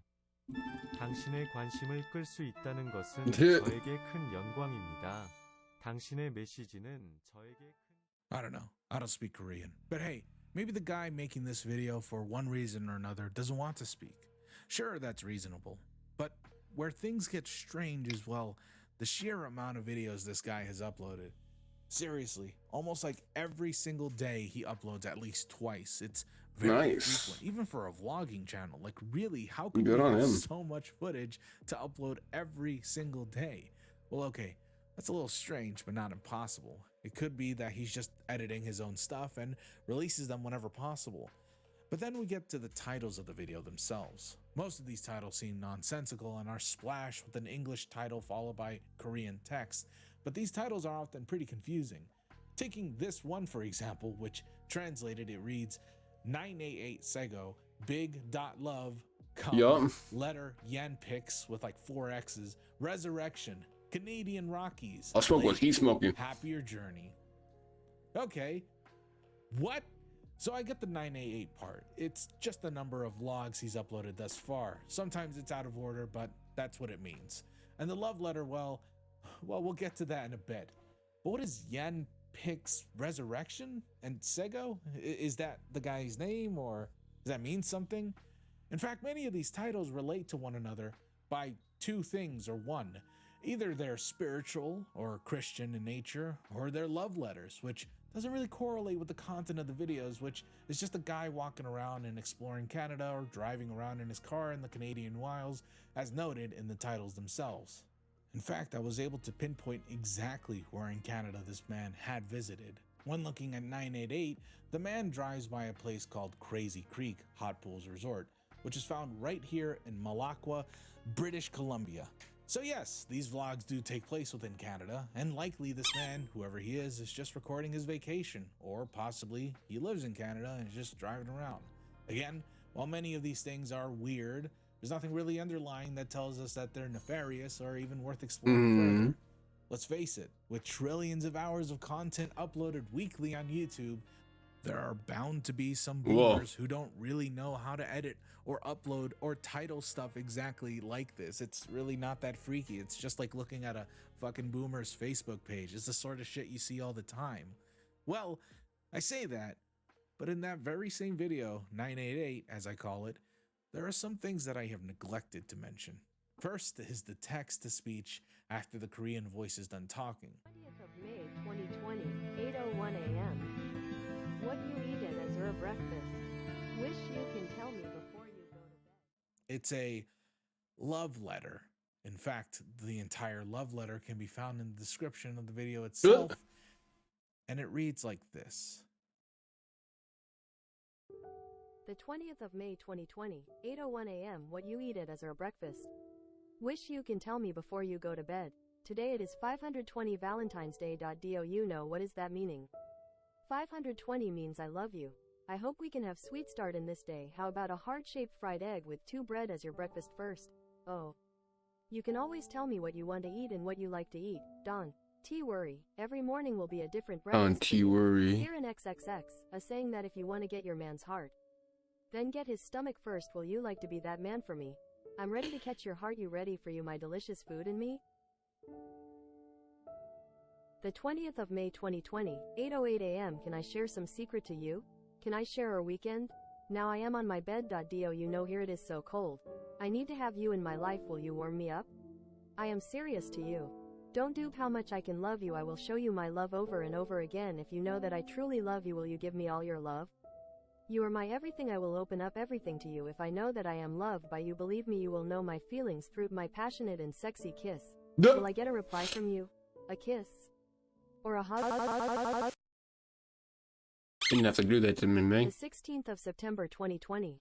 1:58 p.m. I am awake at this inpatient ward in the hospital. I don't know how I affected the virus.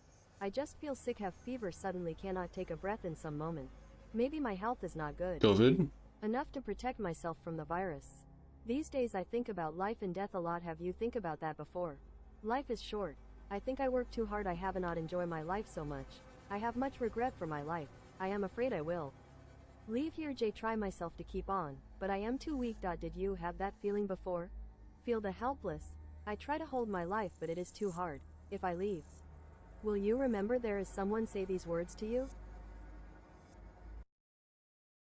I just think they're just talking about COVID. 17th of September 2020 outside. Okay. The weather is sunny. It seemed that autumn is coming. I can see the fallen leaves from the window. When I am awake, I try to see outside. Is there all the white in the isolation ward and just 1 or 2 doctor or nurses to come when it is time to check my situation here in the day or night?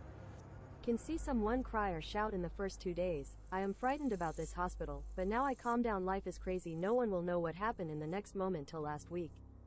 I never know would get the virus. I never think about I would lay on this room all the time. I never know I cannot talk to anyone. I cannot walk outside. Now I think I am in jail. No one can help. No one can come up any. No one can conform me. I think we're just talking about COVID. Sick. I am helpless. And I cannot cry. The 18th of September 2020, 3:28 a.m. Just now the doctor told me I need change to another inpatient ward. Wait, how long ago? Maybe it's the length. Let's see. Ward 20. And I cannot cry. Can come no would down see doctor try to. Will you remember?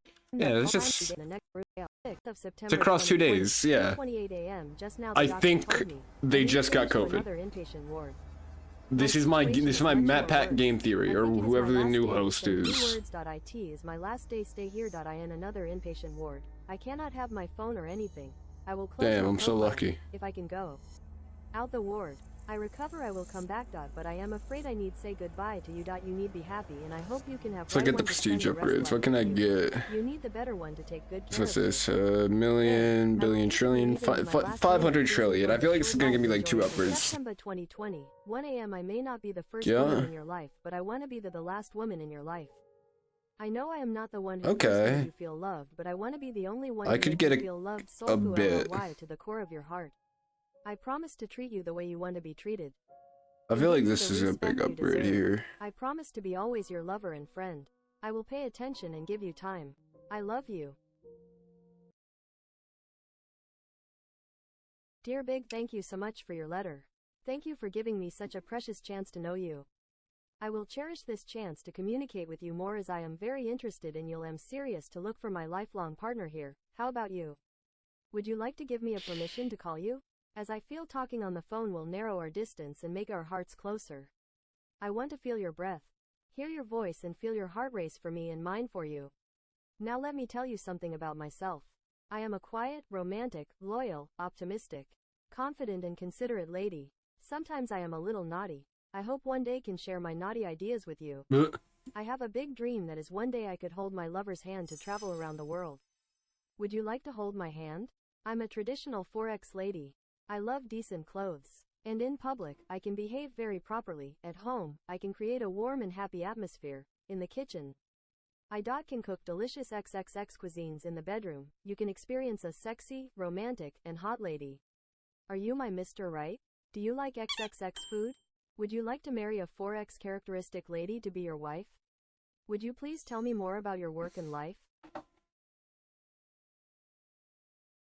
This is a weird love letter. What's confusing me as well is, well, I thought this was a love letter written by the creator of this channel, Happy, as I'll call him from now on.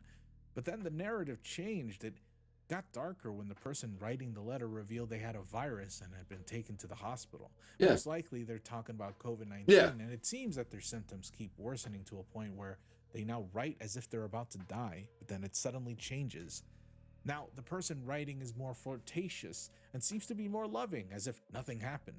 But then it changes again to where the person is now talking as if they're nothing more than just some ad for an escort or porn website by saying things like, you can experience a sexy, romantic, and hot lady.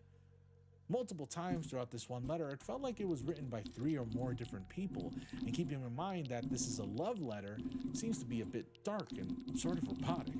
The misspellings are also strange, and the censored words, the X's where there should be something, it's kind of like an online meet your match kind of survey than a love letter.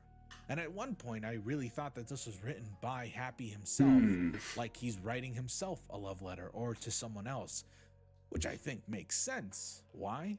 Well, Happy isn't vaccinated, as he proudly says in his profile picture. So it could explain what he meant by the virus, and it probably was him writing himself something or to someone a letter Okay, so from everything that's hospital. crashing right now, there's a lot of things crashing, Though that had are all like things that I errors, own. the edits in the video My net are worth is ultimately crashing. What got my interest. Notice that on the far left corner, Everyone of else seems to be nearly all of thriving. Happy's videos, we see a collage of different photos. Maybe Vanilla is crashing as well? Most likely No, they're on representing uptick Happy now. himself. I can't quite understand why he does this, or if this has any sort of meaning whatsoever, but it's sort of freaky, especially when his black and white photo appears out of nowhere and is just staring straight at you. I get this might be a photo of him when he was like younger and maybe in school, but it's really not a good photo. But that's not the part that's weird. I mean, it's strange, sure, but check this shit out. At multiple instances when the video transitions to a still image of a photo Happy, I assume, took, there is a woman seen right next to him, which he adds.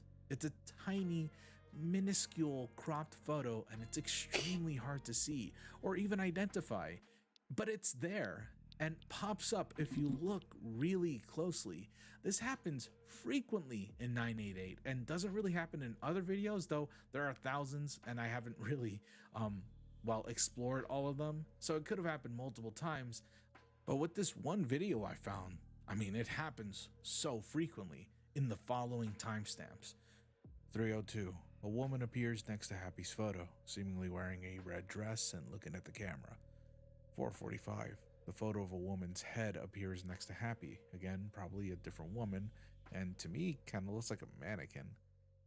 5:45, another woman, this time overlaid on top of a photo of Happy, extremely small this time, and really hard to tell just who this is.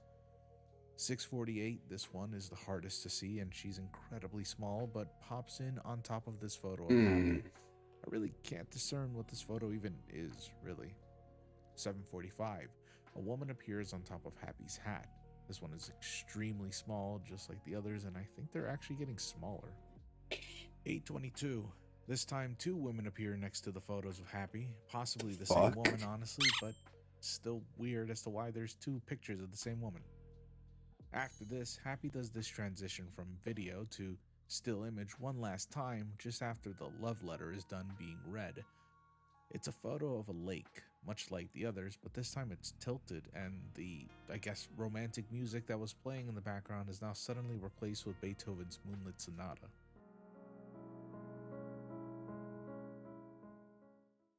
This is weird because in the previous shots, all of the photos have been small and presented normally, yet this transition to Beethoven's Moonlight Sonata, a song that's pretty ominous in itself, followed by the crooked lake photo and the enlarged photo of Happy himself, is just sort of unnerving. There's another woman there. I don't know, it could just be me. I am writing this at around 3 a.m. with the lights off. At first I thought he didn't add a woman to this one part, but if you actually look very closely, I think you'd be able to see something. I can't tell if it's a woman. Actually, I can't tell what it is at all. It's just there, and I'm not sure why. After this, the text-to-speech voice changes and speaks entirely in Korean. Obviously, I don't know Korean, so I can't translate anything, but using Google Translate, I got a bit of what was said here and there. Now keep in mind that these sound pretty ominous at first, but it's worth noting that these were translated using Google, so it can be totally inaccurate, added to the fact that the voice itself is drowned out by Moonlight Sonata blaring on top of it, so I encourage anyone who actually speaks Korean to watch these videos and see what you can make out. I would also show the part of the audio, but apparently Moonlight Sonata is copyrighted and I can't really show much. Sorry. All that strangeness that happens in that one video is not exclusive to that one video, mind you. That damn Beethoven sending up copyright strikes 400 years later. I can't really explore every single one, but from the ones I have watched, I can tell you the weirdness varies, but it's always there. For example, in 965, the love letter being read is by the same voice, but this time it's about a woman named Lena, a passionate and affectionate and also tender loving woman, as she says. She describes herself, again, much like a woman advertising herself would, asking the person she's writing the letter to what she would wear, asking the reader if they like the size of her breasts, the color of her panties, and she has a, quote, magic tongue and fingers, unquote. Jesus. At this point, I'm nearly convinced that these so-called love letters are more than likely the descriptions you'd find on an escort's website or something like that. I don't know. Then around the 3-minute mark, the person writing this letter mentions an incident in Chicago and Texas and asks the reader if they believe in rights for American citizens to have the right to bear arms. It's kind of political for a love letter, but also, what the fuck? Like, weren't we just being flirty about sex shit now? All of a sudden, it's like about American politics? Like, it's just so weird. I don't know what to make of it. Then it gets even more fucked up when the writer starts talking about a home invasion incident in which the woman's husband was assaulted by men in masks trying to rob them of their stuff. The writer even describes it as an incident that led her to believe that people can be worse than the devil. This is fucking part of the love letter. What is this?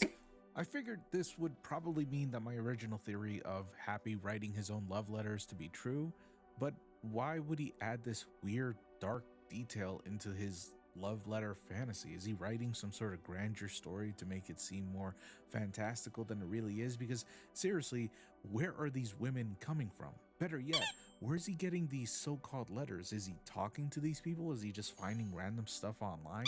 By the way, if I hadn't made this clear before, I can't show you these dialogues because of copyrighted music just blaring over the TTS itself, so you're just gonna have to watch it yourself. There are other oddities here and there, but again, there are over 1,000 videos on this channel alone, and covering each and every one is pretty much impossible and time-consuming and kind of pointless because a lot of them are pretty much the same slideshow kind of thing with weird, nonsensical phrases and words just being thrown at the screen. Most of them follow the same formula. Damn, it's gonna except take for forever to one get to who's fucking incredibly 69. Nice. So when I mention a formula, I mean that these videos usually focus on Septendecillion. the quote-unquote love letters, or they focus on Happy's spiritual viewpoints, which are often condensed into Christian values. And then there are videos like these, which translates to Temporary First Aid Method for Critical Emergency Patients 12-11-1. Fractures, injuries, penetrating the eyes, foreign objects in the eyes, fainting, fractures, frostbite, and freezing, head injuries. What the fuck? The video then proceeds to instruct the viewer on how to treat someone with these kinds of wounds. So that's 17 commas or 18 Like, commas? is anybody really gonna like that's Million starts those with are, 2 like, very commas. specific Billion has 3 injuries. commas. What is this channel? Then there are personality tests, which I'll be Oh, honest, so- they're nonsensical. I understand I'm working with Google Translate here, Billion, but 3 I commas. feel like there's nothing significant here to mull Yeah. over. Like, they just sound like So, something 17, mom and dad 8 post on Facebook. And it makes no sense. What's even stranger is this one video. 18 in which commas. Happy actually doxes himself. Like, he literally shows a picture of where he lives from what looks like a Google Maps image. I really don't know why he did that. Another video actually shows him editing his videos for about an hour straight, which goes to show that these are not some content farm automated robot making these videos. It's actually someone who made thousands of videos and uploads them at about twice a day, which again brings up the question as to what he does for a living. I'd figure he'd be someone who travels a lot, but he uploads, like I said, twice a day, mainly 20 or so minute videos, Ooh. and he dedicates a lot of his time focusing on just this channel. And really, for what? He's But a now very let's go back to the passionate other freaky videos. Korean Canadian Mainly man. This one called New Face. The Korean here also translates to New Face as well.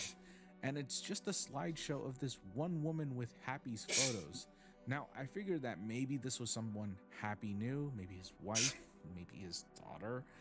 But when I look up these photos, there's no results whatsoever. What is However, any I of really his doubt channel that this is getting someone at? Happy actually knows. And I figure it's someone he admires a lot, maybe even romanticizes over, as the slideshow seems to be telling a story. And with the music playing in the background, I'd assume it's some sort of music video that's cute. slideshow thing. Wow. I'm a wordsmith, aren't I? Music video slideshow thing. In any case, we never really see these two together, that being the mystery woman and Happy himself. There's no photo of them physically together, and the photos taken of her seem way too high quality, making me assume that this might be some sort of model or actress. And before I get attacked in the comments, look, I don't know shit about like Korean pop culture, so please just be patient with my ignorance. At any rate, the thing that makes this really, well, freaky is that the preview in the timeline. All in of my this video funds are shows her face blurred gone. out. They're Yet in the gone. video, they're completely And vanilla's uncensored. not even getting It's cheaper. kind of weird. Not even getting Oh, vanilla out of yeah, and this. he's got UFO videos. Whole stock market Shit. crashing, not even a single he option. just has like real UFO footage, and I gotta say, as far as UFO videos go, this one's really compelling. Yeah. Look, I don't want to gloss over this, but seriously, what the fuck am I supposed to say about this? I just stumbled upon it while looking through his channel. Like, he has UFO footage. Like, the dude caught some actual UFOs. That's crazy. So now we have these strange videos, these strange love letters, these strange edits, these strange photos, fucking UFOs. How could we interpret what this all means? Please starters, tell me. it's I have not no being clue what cheated, any of it because I means. swear to God, someone in the comments is going to say that. But more seriously, and less Baker Sweet. fantastically, I guess, it's likely just an old boomer who's just posting basic Facebook videos on his YouTube account.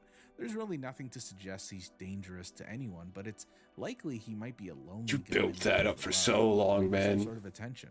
I still can't explain where these so-called love letters. I think come this took. from. Well, I think this was like a Most likely 40-minute website portion of the found video. a dating one, and just copy and paste. This is it the over exact same thing he started with. Still, Yeah. that doesn't explain the horror stories such as the home invasion one and the hospital stories. But honestly, tons of YouTube channels exist that are just like Happy's, made by people who just want an outlet and want to express themselves. I don't know what to think of Happy as an individual, but it's likely he's not Could really eat at risk of so harm much anyone. hype. It's just one of those strange channels that sort of exists on YouTube. Yo, can I make Millions, Happy my editor? I'd Can I say. reach out for this One that to has this no real guy? objective or He seems goal, really but is active. run by someone with a lot of time. And maybe there's no need to criticize him for that. Maybe there's. I'd love to chance ask him to that edit a Happy video isn't for me. really all That'd be up there awesome. anymore.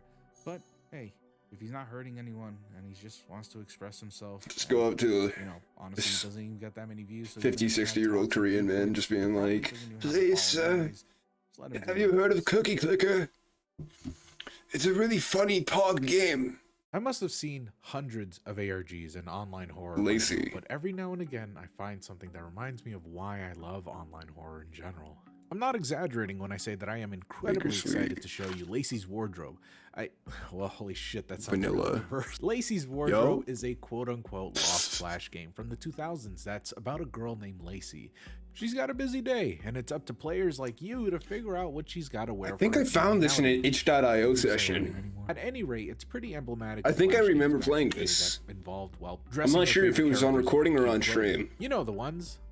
No, Ugh. not those. Jesus Christ. Yeah, I forgot those existed. Well, anyways, it's pretty accurate to old games. Like, it's extremely convincing. I would And like if to I had known continue it was created by to someone, not think I about their would've thought it'd be a existence. real Flash That'd game be in the like past. And by someone, I mean the like, most you know, poggy someone woggy, my over- guy. well, whatever, anyways. But things are a bit off once the player actually dresses up Lacey for her picnic meetup. Take a look. Mhm. Oh, you know Might what? not notice You it got at that first, stuttering but her face music. can be seen hiding in the bushes, watching Lacey as she's near her Oh. picnic. The words "I love you, Lacey" can be seen for a Spooky. split second. Then we're back here. I did not notice It's that. evening now. The music seems a little off, and Lacey I've has had to get ready to ass meet her golden friend cookie Wong. luck this Again, entire the player dresses stream. her up, but something interrupts the gameplay. Looking out the window now. Paid attention to that window. Oh, I hate those old. Oh, I hate the old phone noises. Why'd you gotta do the old phone noises? They're so violent. Lacey, did you see my last text, Lacey? Lacey, Lacey.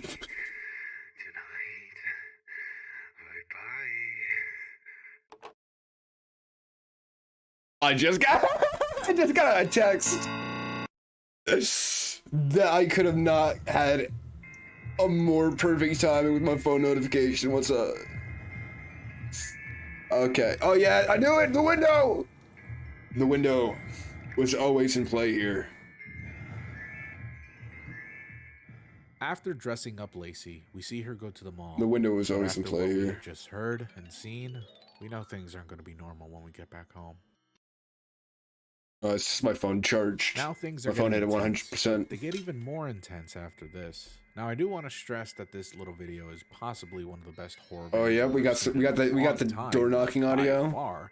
So if you want to be God, I unspoiled hate and door knock. I have a immerse window yourself, right where skip that this audio is timestamp and playing. I'll talk about the next video. Seriously, watch it yourself to really get the full impact on what's going to happen next. I'll give you a moment. I'm a big Get boy. ready. I haven't had to use a Over you. timestamp in Lacey like. then gets ready for her an hour. night outing with her handsome crush, but as the player dresses her up slowly, we see Lacey doing her best attempts at stopping the player from allowing her to leave. Yo. Unfortunately, it's too late, and Lacey then meets her doom, which I can't show on YouTube because of how graphic the imagery is, but the ending is still just unsettling enough. To Not fill the in nut gaps as to stock. what happened. Anything but the nut stock.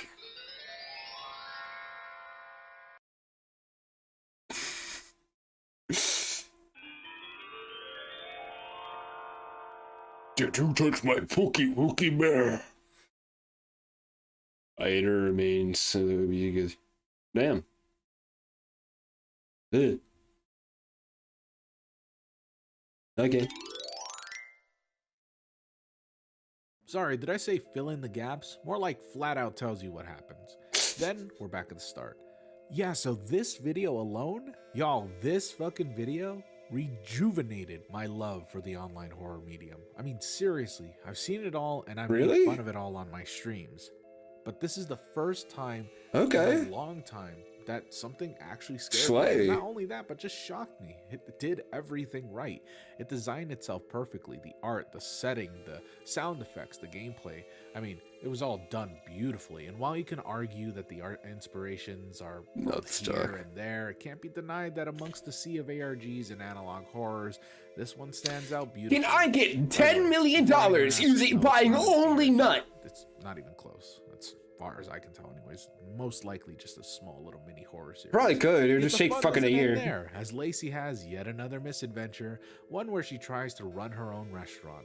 This one is far more elaborate and, can you believe it, a ton more disturbing. Now, I do want to warn everyone who are more sensitive in the audience watching at home right now that the next video features graphic scenes of violence, self-harm, ideations of death, and other extremely dark topics. Okay. When I say that this is actually a lot darker and really, really disturbing.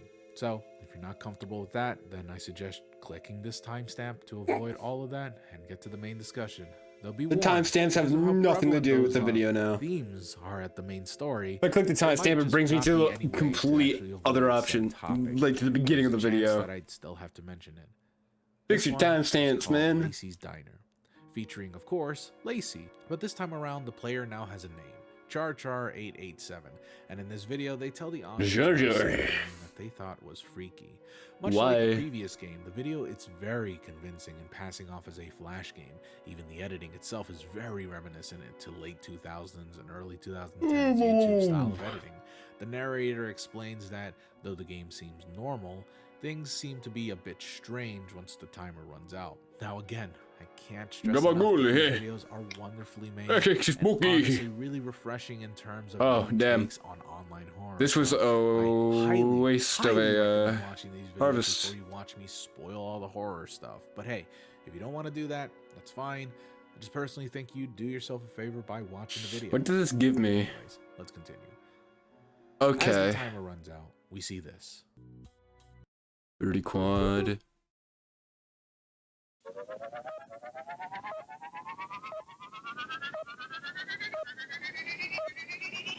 Grandma's do no. And these guys don't pull no work.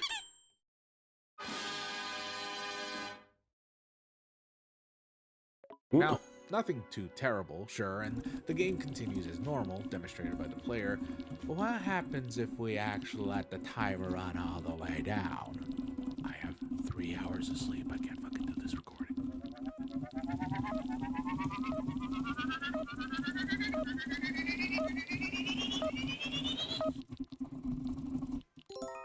There you go.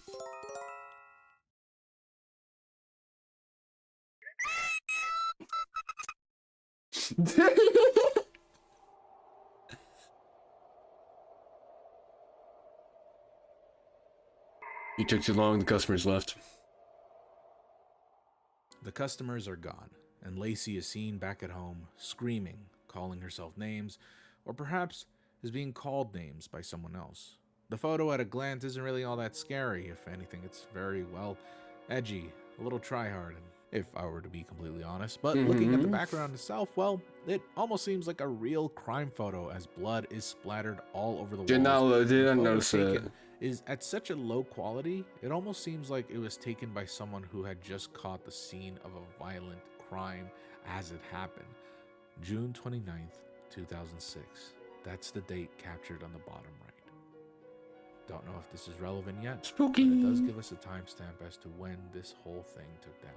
We also see photos of Lacey's restaurant, as well as pictures around the town, seemingly as a way to narrate Lacey's movements, going farther and farther away from her diner, as she states that this diner is all she has, and if it fails, well, she has no other option than to end it all. Char then skips to the second day. No, and man. Again, waits for the timer to run out. I'd be a pog fucking homeless man. Basically already the chillest homeless guy you'll ever know.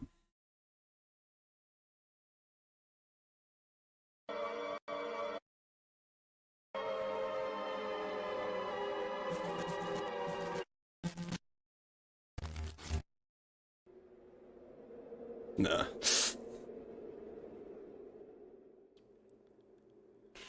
You took too long The to few customer images that list? scatter by are pretty hard to read, and to be honest, even with a bit of fuckery here and there, I honestly wasn't able to make much sense of it. Leave a comment down below if you really think you know what it says or if you found You a way put to me read it, on but death from what I row. could visibly read, With the first image has Lacey, looking somewhat like a cadaver, and the text mentioning something about death row and a body being pulled out of the river, a dead body to be precise. I mean, I don't think I needed It's to clarify that, but I think I readable. did. Everything else, well, it's just too murky and grainy to read, if I have to be honest. The next images shows a house. I feel like you should use some possibly sharpening, Lacey's, my new friend. or old. The text above is very clear, and you'll notice that there's an angry-looking person, again, possibly Lacey, staring at you. The text reads, "While it was still twitching, for memories are no substitute." Part of the ingrained paranoia was owed directly to the fact that they used to teach kids such perverse little bizarre lies that they passed off as the truth. It seems like this might be an excerpt from a book. As to which book it is, I'm not totally certain, but it seems like the narrator, whoever they might be, is rather harsh towards adult figures of their life for spoon-feeding them info that led them to believe that their life would be easy, possibly because they were told that they were special. Though, that is just my personal speculation, honestly, as it fits somewhat with Lacey's morality being led by her successes in life and the failures as well. This leads to Lacey having a breakdown, leading her to spiral into despair and forcing her to do some irrational and dangerous things. The Oh, next Vanill's day, going down, Vanill's going down. As Ooh. she adds ingredients, each one describes a bit about herself, I assume so anyways, and all the abuse she's faced in her life, and all the trauma she ever faced. Cigarette butts, possibly indicating burns she received from a man who she just refers to as him, whom she almost cried in front of and never wanted to again. Cockroaches that swarmed her room, crawling everywhere, making her want to end it all right then and there. Not safe for work stuff. Yeah, sorry, I can't say that naughty, no word. This one entry being hard to read because of the static, but through this, we get the mention of an uncle and how he must have been addicted to this sort of thing, constantly living in his own fantasy world where women find him desirable. The uncle, who must have been Lacey's abuser. The meth used in the bowl has no real discernible dialogue or words, but does it really need any of that? It does contain strange images, and seeing as how this is all showing Lacey's trauma and abuse, it is possible that Lacey has a substance abuse problem, the substance, of course, being meth. The used condom, well, I don't think you need much imagination to get what that represents. The person Lacey refers to as him returns, and since we know of an uncle existing, we can make the assumption that this was her uncle. Yikes. That, well, Yeah. he did some things to her. And honestly, the wording is pretty subtle, but graphic all the same, describing Lacey's experience with her uncle. I think I'll let you decipher what this means. I don't wanna. Broken glass is also added to the bowl, most likely from the times her uncle broke things out of anger, perhaps, or, more likely, the shards of glass that she could have used on herself. Finally, the distorted visage of a man, which she also adds to the bowl. While the bowl itself seems to have no name, unlike the rest, we can see at the bottom right the letters U and N, most likely meaning uncle. And then we see this.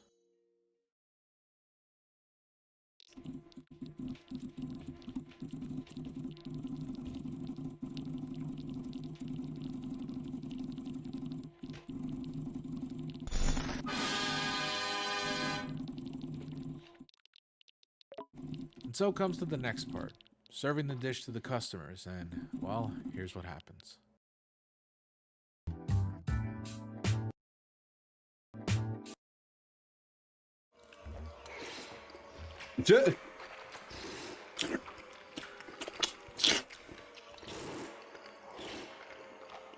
That the asthma y'all been talking about?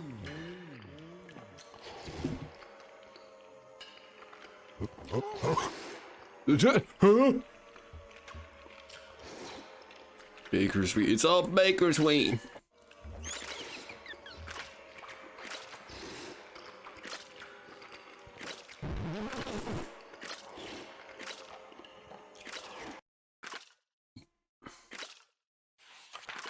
Once that scene ends, we see the diner is now closed due to sanitary reasons. And so, Lacey goes through with her alternative plans. Oh boy.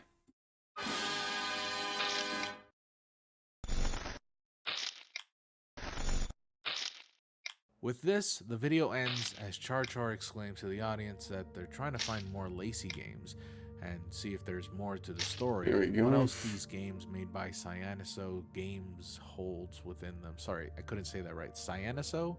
Cyaniaso? Whatever. Cyaniaso, by the way, doesn't mean anything, but the spelling is dangerously close to cyanosis, which is a condition that affects certain people. Recipes are going down again. Oh, they're going way down. Body, notably in toes and fingers, which is caused by numerous things. That could be something of note, or it could not be. I don't know. Just thought I'd mention that. Of course, I just can't ignore the strange flashes at the end of the video. All 3 images will be shown right here, with one of them being blurred out, just in case. I don't know, YouTube can be really weird sometimes. As we can see, 2 of these images are practically identical. There's one that shows what appears to be a girl strapped to her chair, right in front of her desktop. Some of the wires seemingly piercing through her skin as blood flows down. The image that's currently blurred shows a close-up of their arm being stabbed by the same wires. It's almost as if this girl is literally hooked up to the PC herself. Maybe some sort of symbolic gesture of some sort, or perhaps it's literal. The final frame being almost exactly like the first frame talked about, but just zoomed in and with the text that reads, "I'm in heaven." The video then ends here. So, with all this info gathered and all the info dumped by the game itself, I think it's, well, safe to assume that Lacey just doesn't exist, because the story being told through their Flash games aren't the story of Lacey at all. It's of whoever this girl is. I think this girl is the real life Lacey, whatever her real name may be. I think she's been trotting out info since the late to mid 2000s, but hid them in a way so that not to draw. Oh, Vanel's still going down. Keep in mind, right, Sleece's stat is going on random. Lost game that was just recently found by Char Char, and even then, taking on the game normally would pretty much still going down. In, well, nothing. But ironically, doing our nut stock is booming. Is something that gives you a hint. W nut stock. The real world Lacey is going through.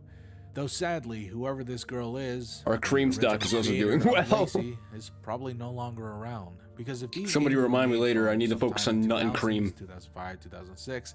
Chances are they've been asking for help for a very long time, and nobody has been able to answer them until just now, when it's probably too late. "I'm in heaven" is the creator's final words. Or maybe it wasn't that they were seeking help, but rather seeking a way to be remembered for the shit that they had to deal with. The abuse, the trauma, the scars, it couldn't be healed.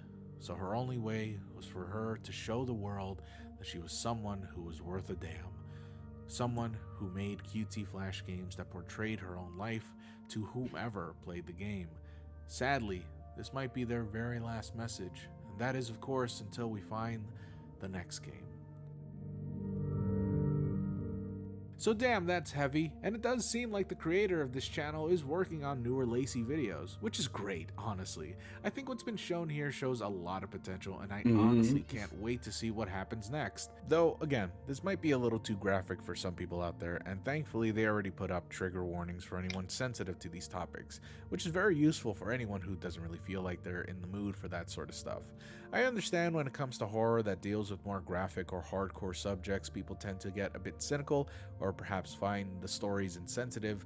I, however, still support the idea of horror being unrestricted, so long as the medium isn't exploitive or compromises anyone's well-being.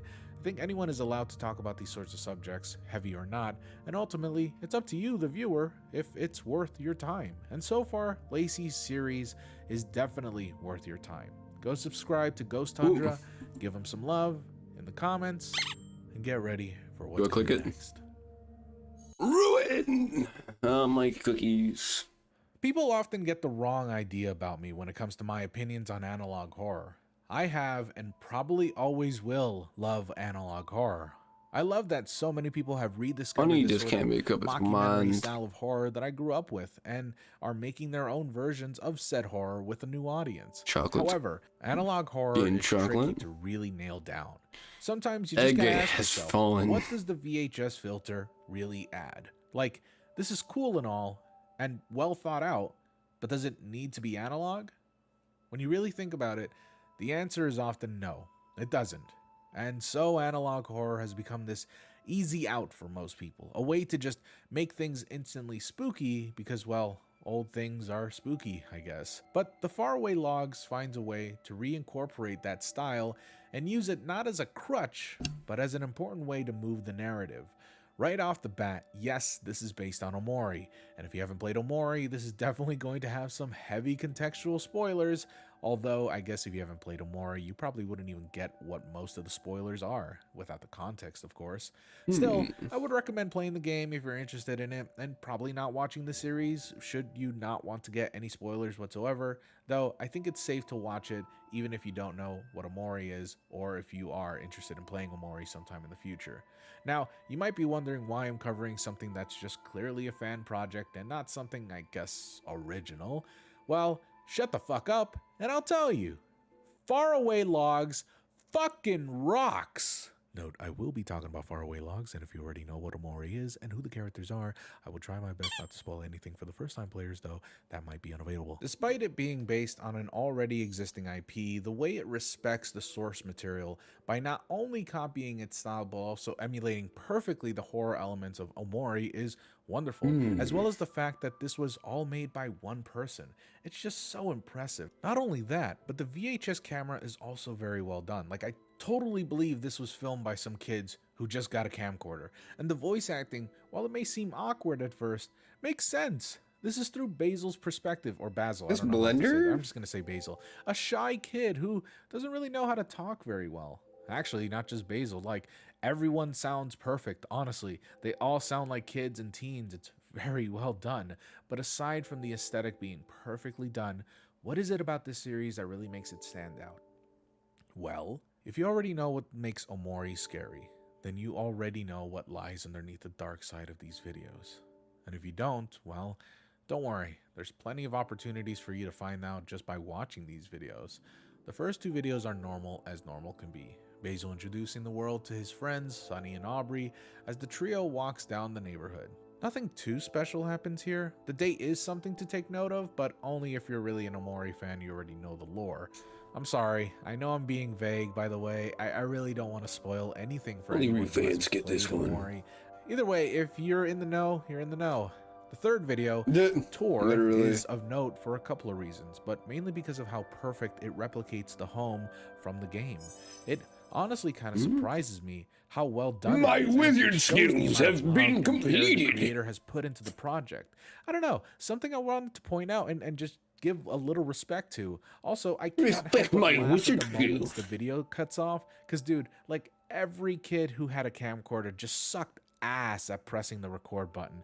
Like, I know when I had a camcorder, I just pressed record on like every small moment that I thought was interesting, only to end up with like a 3-second footage of grass or some shit, and it's like, why the fuck did I record this? The next video, Hi Mari, just hones in on this sentiment, as it's just a 20-second video of the group just relaxing under the tree, and well, I just can't help but feel honestly kind of nostalgic, which is awesome, really. Not a lot of analog horror gives me that feeling. I mean, how could it really? No offense to those who make analog horror, but most of them usually don't really pay attention to the nuances of the era they're trying to replicate, often leading to the replication being very artificial and very forced or misunderstood, not emblematic of the format they're trying to copy from. So seeing an actual nostalgic feeling like piece of analog horror is just so refreshing and just wonderful. The wonder, however, soon dies down with the next video, though Meet My Friends starts off normal with the official introductions of Sunny, Aubrey, Hiro, and Kel. Things kind of steer off. Oh, Basil, is that a camcorder? Camcorder? Okay, wait, hang on. Sorry. Can I point this out really quick?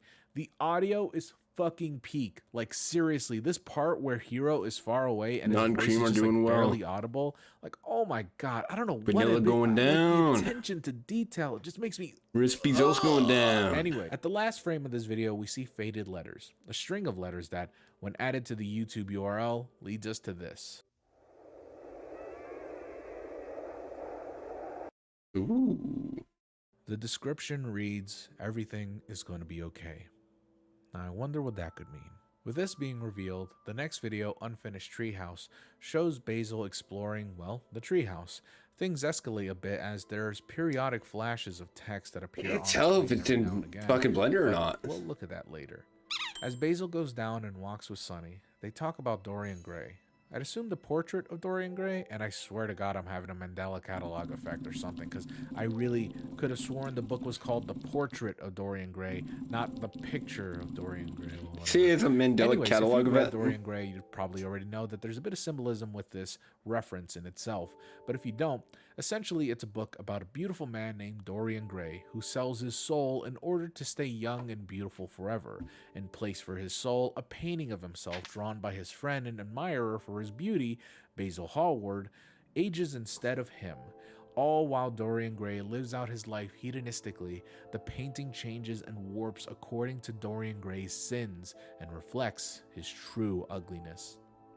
Obviously, there's a lot more symbolism hiding underneath the surface level summary, but I won't get too deep into that, as the strange thing about this Dorian Gray, shout out, is, well, it doesn't really talk about Dorian Gray's portrait or the story itself. It's actually framing Dorian Gray as an author who wrote an unknown book about criminals who try to fake their own death in order to get away with a crime, which to my knowledge just doesn't exist. But just before the description of the book comes up, we see this.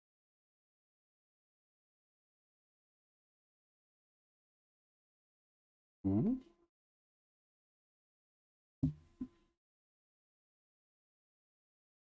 Yo. Something. Speaking of something, the flashes mentioned previously happens 3 times. 15 seconds, 52 seconds, 1 minute and 35 seconds. Combine these letters and input them into the URL and we get sent to this.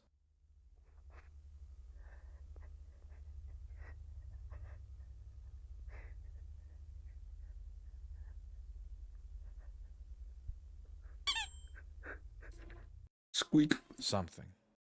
Lucky. Speaking of, during the first appearance of this something, the video slightly lags just a bit a second or two later, then it changes the date and time into a new URL code. Input the code, and we get this video.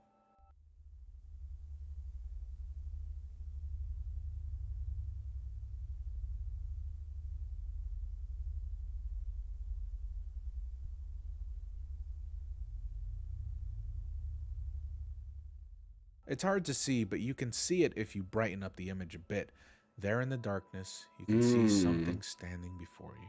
But aside from something hiding in the darkness, there too is something hiding with the audio itself, not just in this video, but in the video previously shown. First, let's listen to the audio as presented in this video. Damn, nut is blasting off.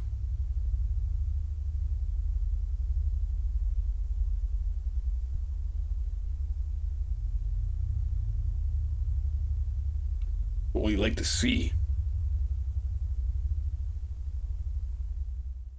And now, let's speed it up 20 times. Cool, huh? Well, it gets sneakier than that, because if we take this audio and make it into a spectrogram, yeah. people have reportedly said that it makes an image. Now, this is somewhat debatable, as some have claimed that it's supposed to represent musical notes, and yeah, I can see that kinda, but it's so grainy and really short that I can't honestly confidently say that that is what it is. Though, matching up the songs with the notes do seem to align, so it is likely that, and given the nature of Omori and what this scene represents, I won't be surprised if that is really the answer. Some others have claimed that this is actually the song Help Me, but I'm having a really hard time hearing it. Take a listen for yourself and tell me what you think.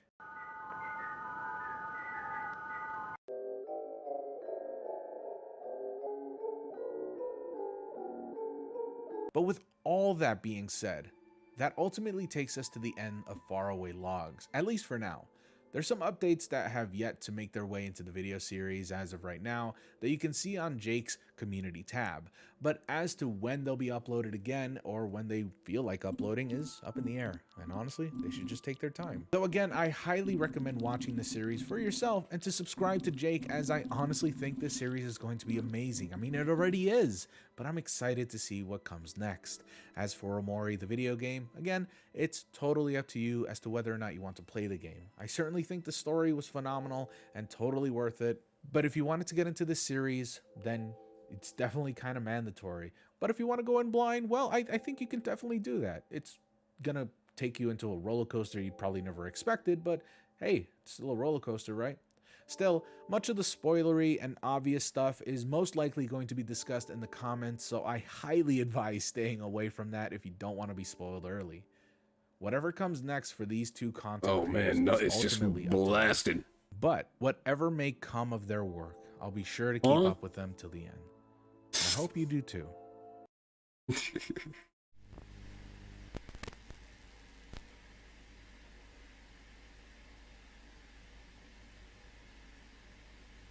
Spooky, scary skeletons. The spooky, scary skeleton man. Duh. Okay. Who are you?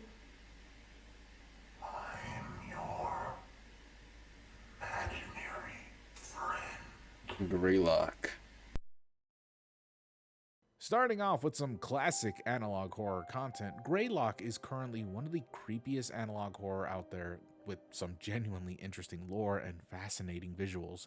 It does repeat some all too familiar tropes that many analog horror recycle, but I think there's enough here that is strong on its own that most can kind of ignore the rest. And honestly, most of it just sort of feels like a tribute Here to we those go. great and Perfect. wonderful content creators that have made such classic analog horrors, but we'll talk about that at the end of this little dissection that I'm about to do. Created by Rob Gavigan and co-produced by Matt Reeves, the series is sort of all over the place with It's many of the going tapes, down, either down, videos, down, not down, chronologically down. numbered, but Oh my rather god, I just remembered that tapes song. with several themes and segments. I just got lost my own story beats genjutsu that right there. ultimately Whoa. connect to each other in some way, shape, or form, rather than chronology. I just got Clearly, shot back there to is a looking at like narrative to be fucking told, but the DSI series doesn't really footnotes. make it easy to figure out what it is everything all of this is about, with so much of it still being fresh and new, as well as some of the There's a lot of pop series being songs on those so cryptic in footnotes, nature. man. They Now, really as I like said, the this radio. series started a few months ago, and much of the info I will share with you now might change or may have a different meaning later down the line in the series' lifespan, so instead of solving every little detail shown to us through these tapes, I will instead opt for dissecting these tapes one by one and attaching each new bit of lore that fits with one another whenever possible. Sound good? Right, okay, well, let's start with Hey.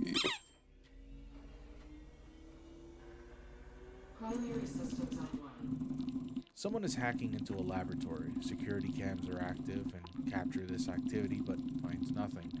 Many of the cameras shot are confusing, blurry. The computer states what's happening as the hacker gains administrator access despite not having a proper username.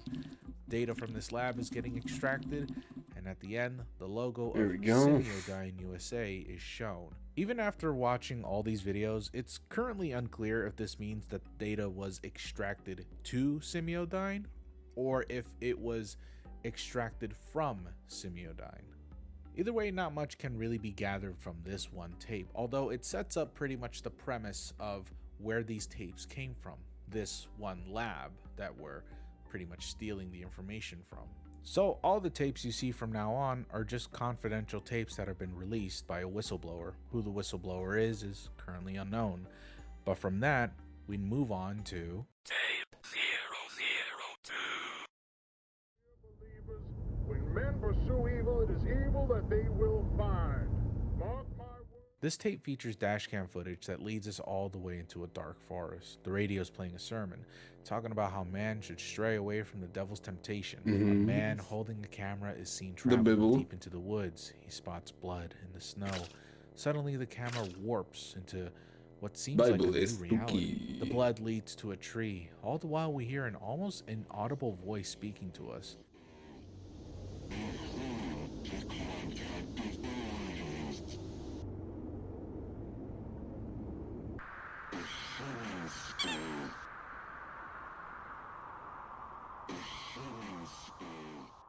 A killing spree? There are flashes that show us one side of reality to the next. Then it all cuts to black, and we're back on the road. The sermon continuing, the car getting slower, This one surrounding takes area like getting darker, everything. and suddenly Spontaneous edifice. The spell picks a random building that you could have. Building you could afford if you had twice your current cookies. Only gives you and gives it to you for free. The sermon gets slower, more demonic, repeating phrases about the devil. And then it stops abruptly. And cannot be your most built one. Unless it is your only one. What is spontaneous edifice? We now get some background on what it is Simiodyne USA is, or rather was, their main objective, and the overall lore of Greylock. We're told of Project Stargate, which is the collaboration between Simiodyne USA and the US Army, specifically Unit 13. The current objective for Project Stargate is to find a way to use thought forms, which are beings manifested through psychokinesis, sort of like stands in JoJo, or as some people call them, tulpas. But they're just 2% cheaper. Be real, they're stands, really. Upgrades are Actually, I'd rather 2% not be cheaper. reductive. I do like the way they approach the topic of tulpas, as it is common in these kinds of stories to sort of just like make up shit and like fluff up stuff that doesn't really make sense in order to make it seem spooky. But in this, I really don't mind it. They have some really interesting ideas as to what they are, tulpas that is, and what we think of them, as well as what they could possibly be. You should watch the video yourself should you be curious on the more in-depth details that Project Stargate is all about. However, moving on, the people behind Project Stargate have requested the help of a prominent figure in the scientific tulpa community. We're blasting. Bernard Hayes. Yo, Through their Vanilla hard Zone. work, Okay. They've created the thought Bye. form manifester, making it easier for people to And recipes kind of. Oh no, they're not spectating. They're jumping, doing little hops. as the name suggests. Duh. What's really cool Subsidiary is somehow there is went apparently to a sort of, 200. like, prison for these So fuck thought forms them. that just sort of exists within this facility. The prison makes sure that the thought forms don't exit through the walls. And what do these thought forms look like, by the way? Well, it's all up to the imagination, really. They can come out as anything, and that could lead to some horrifying results that we might see later on.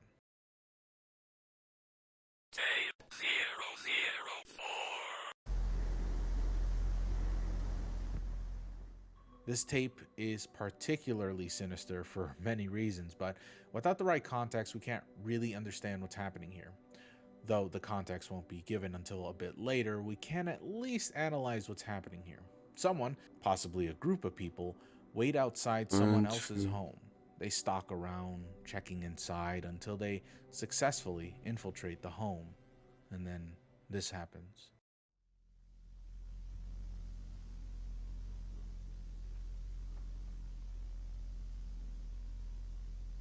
Oh, that's also 8. Might be a little more efficient though, I don't know.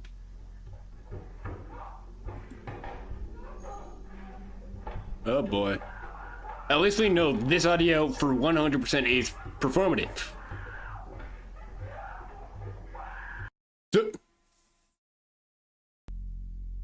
EBS. Program at the request of the Massachusetts State Police. Soon after, we see an emergency broadcast alert warning everyone of hungry home invaders coming after your third graders. The broadcast is specifically meant for families that live within Berkshire County, Massachusetts, where most of the story takes place. I don't know why I laughed, it rhymed. After this message, something rather horrifying happens. Check a look.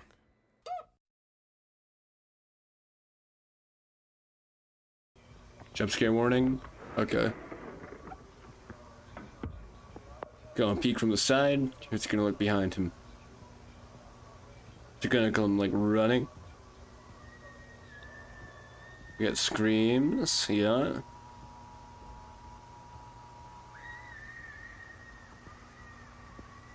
Duh. Yeah, it's coming in from the side. They're gonna look behind him. Yeah, they're gonna look behind them.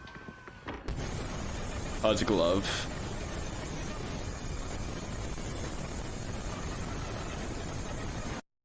Rad. Rad. Whoa, I got excited. Thumbcorn, Baker Sweet. Oh, Baker Sweet. This one's pretty short, but confusing if you haven't been paying attention up until this point. We see the ultrasound of a pregnant woman as the baby in her womb suddenly disappears. Just before the disappearance, we see two odd images that flash by. A newspaper clip stating the bizarre happenings in Berkshire County, and unfortunately the small print is practically impossible to read, so no help there. And then there's this face. Ooh. Now, the disappearance of this baby is terrifying, not just in concept, but what it sort of opens up to mean in the grand scheme of things, at least in this story. The participants in Project Stargate are all adults, presumably so. And these are adults with families. What if it's possible that the thought form manifester didn't just do its job correctly? What if instead of just manifesting thought forms, it actually gave the user the ability to manifest any thought forms at will without aid of the machine? After all, there are side effects of 12 when using hours. the manifester, none too disturbing or noteworthy. Just But shorter. regardless, these side effects can last upwards to 72 hours. With the device being an experimental machine, Yeah, there's YouTube it's video not length, too far-fetched 11 to think that minutes. maybe there are unknown side effects to this Alright. machine. One that could potentially unlock thought form manifestation outside of the machine. So, In any case, could it be possible that either parent of this don't child go over 12 could have hours, or if I manifested, do, and when the baby was finally like, seen, it disappeared, do like a progressing little back to the breakup, manifester's mind, or so perhaps I can even upload escaping the womb. It is, I don't think I'm after all, in that. I would really like to hit like something wild though though. it's also That'd be worth really noting funny. How to rather cookie interesting clicker. theories that some users Cookie have clicker thought up. grind and Remember cookie clicker and previously that chill. all Been throughout streaming for Berkshire 20 County there was hours. screaming? That'd Well, be fun. some commentators had noted that the screaming sounded like I don't either have that of to- children I literally or got of nothing women, better to do. or perhaps both. Is it possible that the quote-unquote I'll be the longest participants cookie of clicker Project streamer in the Stargate world. were actually forced to do Be this? the best Kidnapped cookie from clicker their in the own world. homes, made to It's manifest me. thought forms against their will. Do any of them even remember that? Well, let's keep moving forward and we might get the answers to that. No, what happened to the nutsack? What's happening to my nutsack?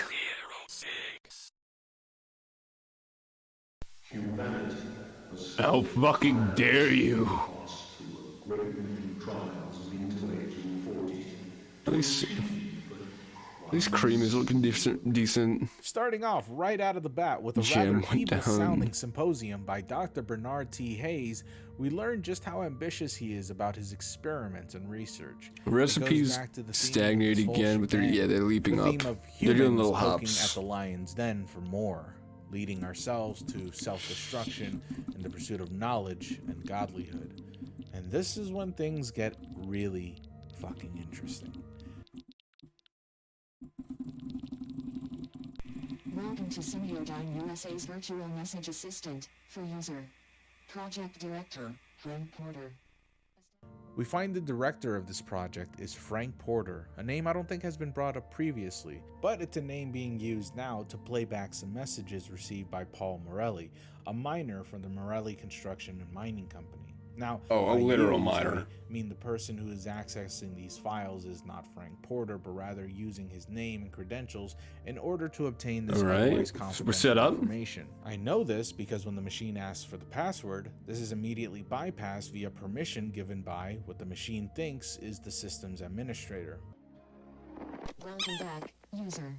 Lined up? Porter. Lucky. Please enter your credentials. God damn it. Credential requirement bypassed by system administrator. Greetings, unknown user ID. They're only known as unknown user ID. We really don't know who's actually hacking into these files. But in any case, Paul Morelli informs Frank that though things are going smoothly, the miners had reportedly found man-made tunnels that seem ancient, and though they ultimately left it alone, Paul remarked that the tunnels seemed to have working lights, and that after a few more of his men explored a bit deeper, they found ancient artifacts. Though this would ultimately be a mistake, as the crew had Is that right? progressively grown weaker and had oddly gotten sick from something. Their food had also gotten bad, almost randomly. Freshly bought produce just seemed to grow maggots overnight. Around the same time, a strange figure had Yummy. been seen within the woods near the mountains that they had been mining. It wasn't clear who or what it was, but the men described the strange figure as some really tall man. Paul hadn't seen this tall man at first, but eventually he did. It had a face. swear it had a face. Anyways, just call me back as soon as you can, Frank. Paul, audibly shaken by this encounter, decided to put up hunting cameras around the forest, and that's when this unfolds.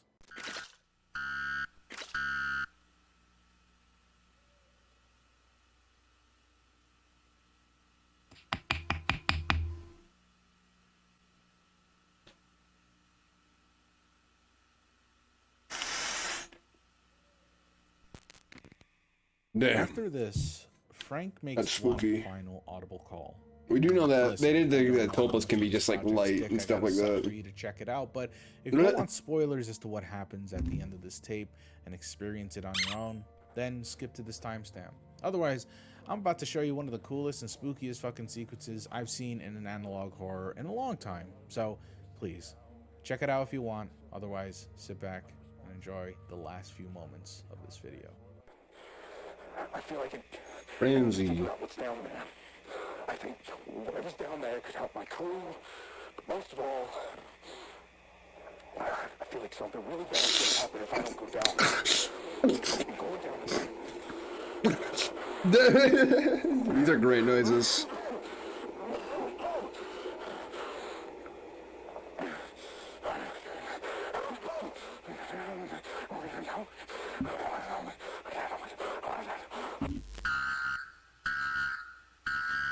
Motion detected.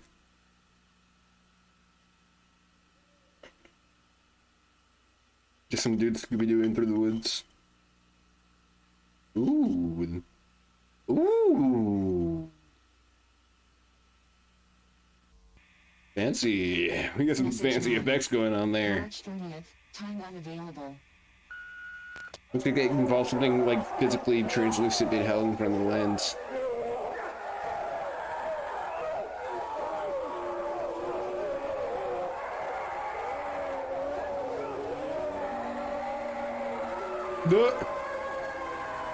I don't think he made it.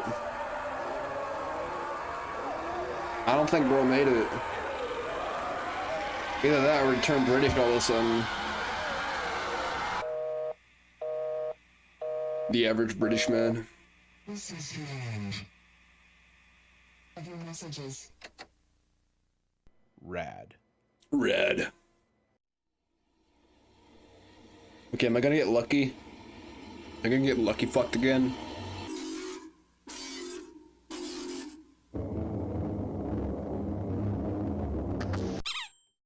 Ooh. Lucky. Authorities continue to investigate the recent crime wave that swept across northern Berkshire County. A news reporter talking about the previous kidnapping incidents that occurred in tape 004 is apparently attributed to an anti-American militia group, and as the tape ends, we'll see the words liar superimposed on the tape by what we'll learn later on to be a hijacker. Obviously, this whole militia story is a cover-up, but the cover-up goes deeper as we see a brief flash of a newspaper that apparently shows that the people around the area have started growing extra limbs, growing out teeth from their scalps, and developing severe psychosis. The area in question, of course, being Berkshire Teeth from County. your scalp. Wow. By the way, this name is going to be important later on, but let's move on. This is then followed up by a flash of the parents whom we assume belong to the disappearing baby in tape 005. Well, I don't think we could just say assume, we flat out know that this is Tiffany Crisaldi, as her name is mentioned in tape 005 just towards the end of the whole video. And here we see her name and face once again. One last thing to note before we move on to the next tape is that this police officer's interview kind of gives away something pretty important. Look behind them. Mount Greylock. This is a real location in Massachusetts, and I'd like to remind everyone that this so far is not an ARG, but rather an analog horror alone. And I'm saying this because I'd really hate it if people just started visiting the area and calling up local joints just to find clues to a story that has so far not asked for audience participation. You might think that's totally unnecessary for me to say, but you know, so Why is this important? Other than it being the name of the series and all that, well, for starters, it's the cause of everything. Remember the mining those suckers did in Tape 006? They mentioned they were digging in an unspecified mountain. But here, we're given a blatant answer. This is a mountain that belongs in Massachusetts, and the series is naming I don't live after too this far mountain. away from there. So, with all that added up, I know they we say can now don't assume with visit, confidence that this is actually where but everything I is. could. After all, if you actually look at Not the like mountain for on Google answers, but for Maps, shits it and is giggles. right next to Berkshire County, the Yeah. real life one. This horrendous stuff that's happening to the people within this county has always been attributed to Mount Greylock. Ooh. Something was awoken in this mountain, and it's causing havoc to everyone nearby. Spooky. Everyone within this area is going to face some horrible Pharaoh's curse like shit if they haven't already.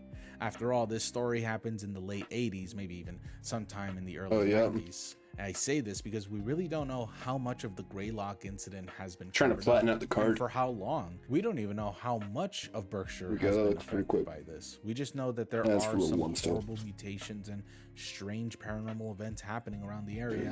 But that's sort of been drip fed to us. There could be more stuff that has sort of been hidden underground, purposely so. But we get a more deeper explanation with Tape 008. Bro, your breath sang that way.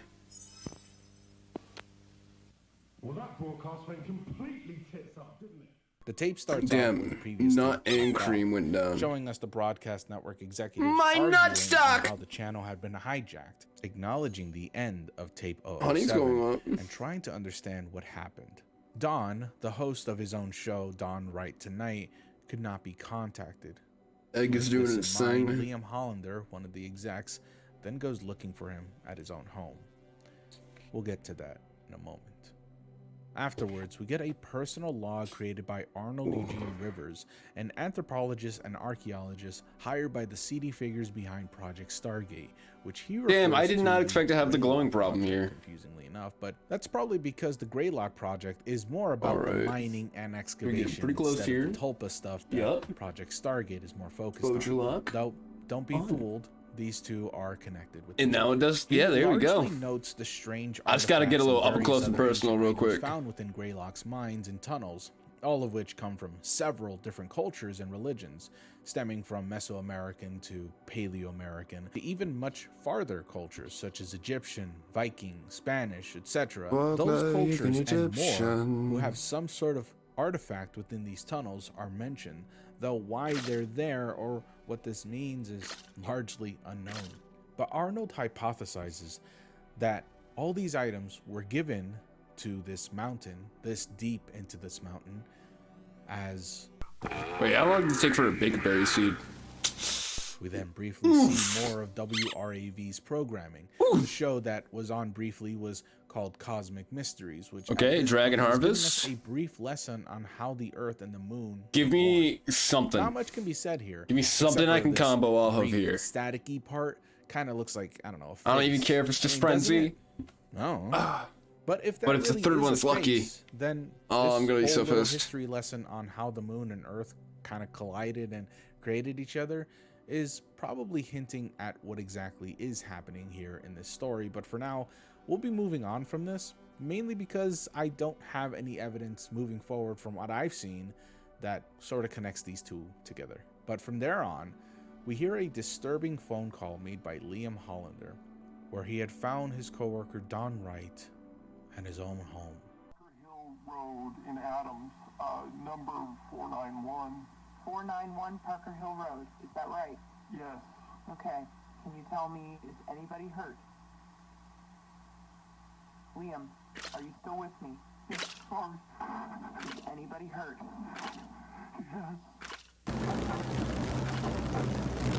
Yes. Ooh. From here, Arnold Ooh. continues to explain more of what Okay. was found in the tunnels.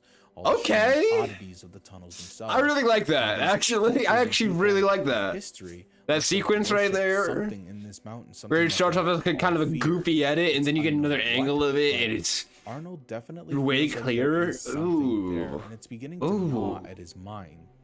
Huh. Nice. You know, this is really starting to remind me Fucking of At the schnasty. Mountains of Madness by H.P. Lovecraft. Y'all ever read that? But you should. Or you could just watch Mouth of Madness if you want something good. Man, H.P. Lovecraft. So what an overrated motherfucker. Afterwards, we get to see what exactly happened to the crew that were part of Project Hey, Greylock. don't All of them. bash him too hard. You can bash him. He was a and piece of or shit. Suffering a severe But don't amount bash of too hard. psychosis. Some have it way worse than others, transforming themselves into what are essentially ghouls or straight up SCPs in some manners. This dude can spit up acid like fucking Reptile from Mortal Kombat. That's the illest shit I heard, but tragic, I guess. Arnold continues on being thankful that he wasn't affected like the rest of the crew, but has noted a sense a paranoia has developed in himself because now he's pretty much terrified of being caught, as he is now a whistleblower trying to unveil the truth of what happened on Mount Greylock. Going so far as to hiring a private eye to investigate what he has told him. The same one mentioned, by the way, in tape 007 when the newspaper flashed up on screen. Jim Melgren. Just as Arnold feels relieved to get this all off his chest, he hears a noise and realizes that this is an analog horror series. He frantically looks for his they kind of look like me already. And I'm sorry. He frantically looks for his camcorder to amp up the spooky vibes. Why my hair looking AI generated over you? It's just so fluffy. Is what occurs.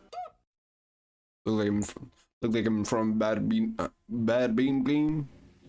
Look like I'm in front of a bad green screen. There we go.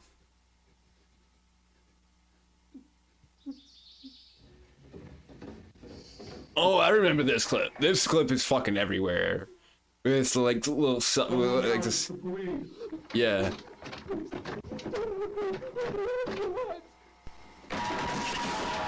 Yeah.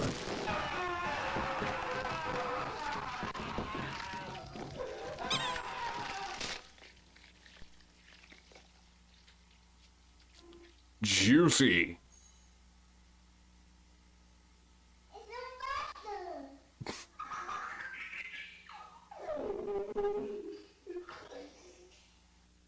Yo, Greylock kinda cool. Out of all these, I've been digging this one the most so far. Accessing GBS properties. 101 WRAV FM radio station. Date of broadcast December 13th, 1963. Segment announcement of the National Access Initiative. Beginning playback. This is the latest and newest tape to come out of this channel as of this recording. So now you're all up to date. Unfortunately, this one leaves us with a lot more questions than answers, so we're probably going to wait for a little while until we can actually get something substantial in the near future. But for now, let's talk about 009. It starts off with what seems to be an old news program from WRAV, talking about Lyndon B. Johnson's initiative to give eligible households a myriad of technology in order to further advance the progression of American living. Seems mundane at first, until you realize the people responsible for supplying these pieces of technology is Cineodyne. The government. Newspapers flash up on screen showing former The President government. Kennedy's disapproval of Cineodyne, and then later showing a blurb of his assassination, implying that the assassination was orchestrated by not only Cineodyne, but President Johnson as well. That's wild. It's kind of flat out said, as later on in the tape, we actually hear a secret audio recording of the Including CEO of JFK's Cineodyne assassination in your fucking how they analog will horror is not wild. already have killed Especially just like one person be like, yeah, shoot with me. And he like taps his fingers together maniacally. Well, you assured me he was amenable. Or was that just more of your bullshit? No? He's gonna fucking expose our whole plan for the NII program. The meeting couldn't have gone worse. If that fucking Nick thinks he's gonna expose Cineodyne, he's got another thing coming. Nick, okay. But we're not the only ones he's pissed off lately. After rejecting Operation Northwoods, and then that executive order involving the Federal Reserve, there are a lot of snakes in the grass. And it's about time that Kennedy got bit.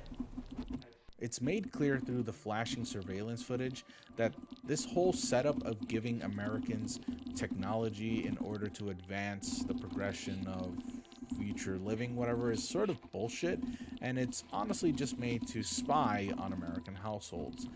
For what can't really be made too clear as of this story, and this is decades before the Greylock incident, so it's really hard to say what the motivation was. But aside from the flashes of people's homes, we also get a flash of a red masked figure, and another flash of a group of masked figures in the woods. It's unknown what this could I'm mean. just getting the work For out all of a we know, these could lifetime be right the now. guys that snuck into everyone's homes and started kidnapping This people. finger Were they part of that mass home is invasion this that occurred in tendon Berkshire right County? here. It's the strongest bone in my body right now, and Finally, strongest the muscle last in my segment of body, this video has stronger to than do my with the jaw. thought form. Remember those? That was a little while ago. Invading Probably. the home of a young child.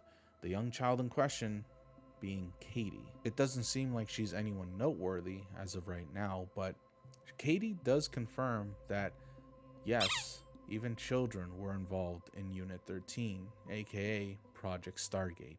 Are you from your doctor's office place that I had to go to?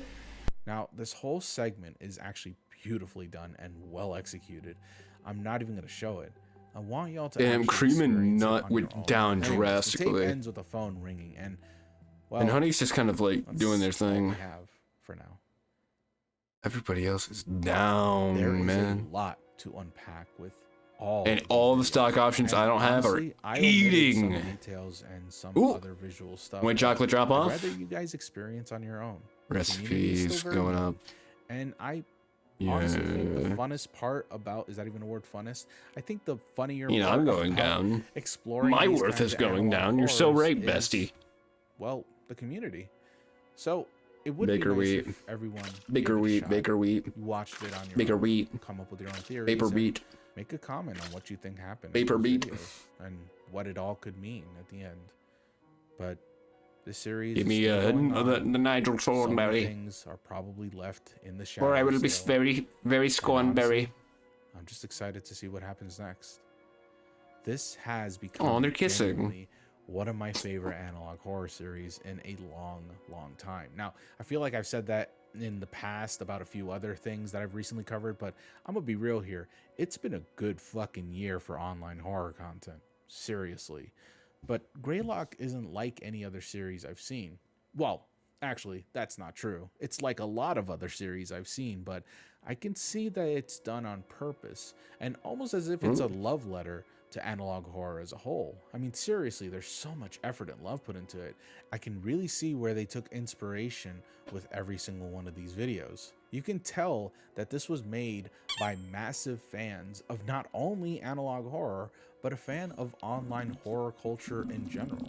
It's giving a little bit of everything.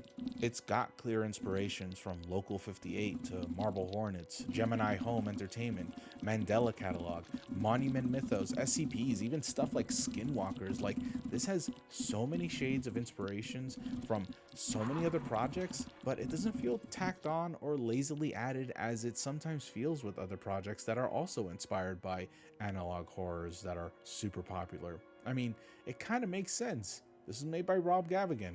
He's the horror dude that's been making a career on YouTube for a long time now and has amassed over 3 million subs.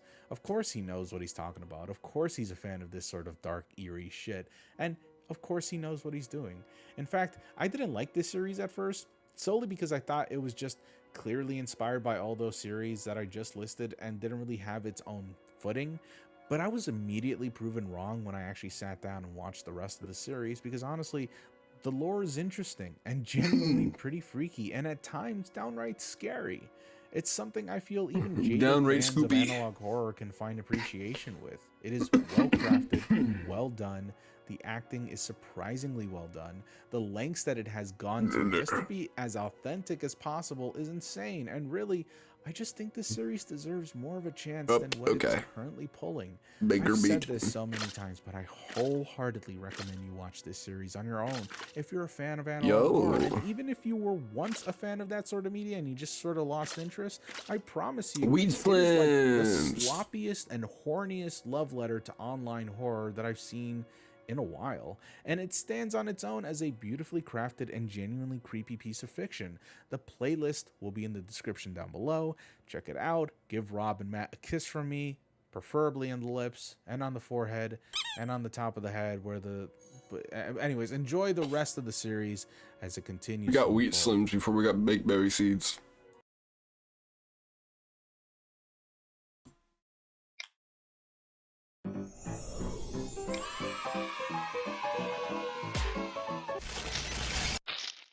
Oh yeah? Okay. Those are some cool fucking contacts. Those are fucking dope contacts.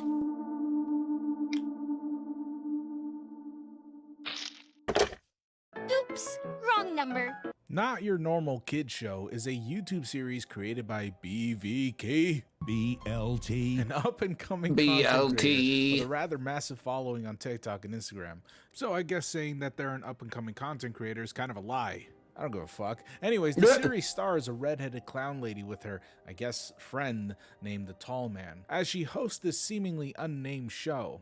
Though we can't assume it's called Not Your Normal Kid Show, the fact is this show has no real name to it. We're not even really sure what it's about. Sure, we have some of your basic stuff like doing your laundry, eating right, planting flowers, and not opening the door to strangers. Things are plummeting again. Shit gets real fucked during each and every one of these episodes, such as but the 1% thrives. Horrible zombie hands as the screen glitches, an occurrence that happens frequently that often changes the nature of the video itself, sort of like giving a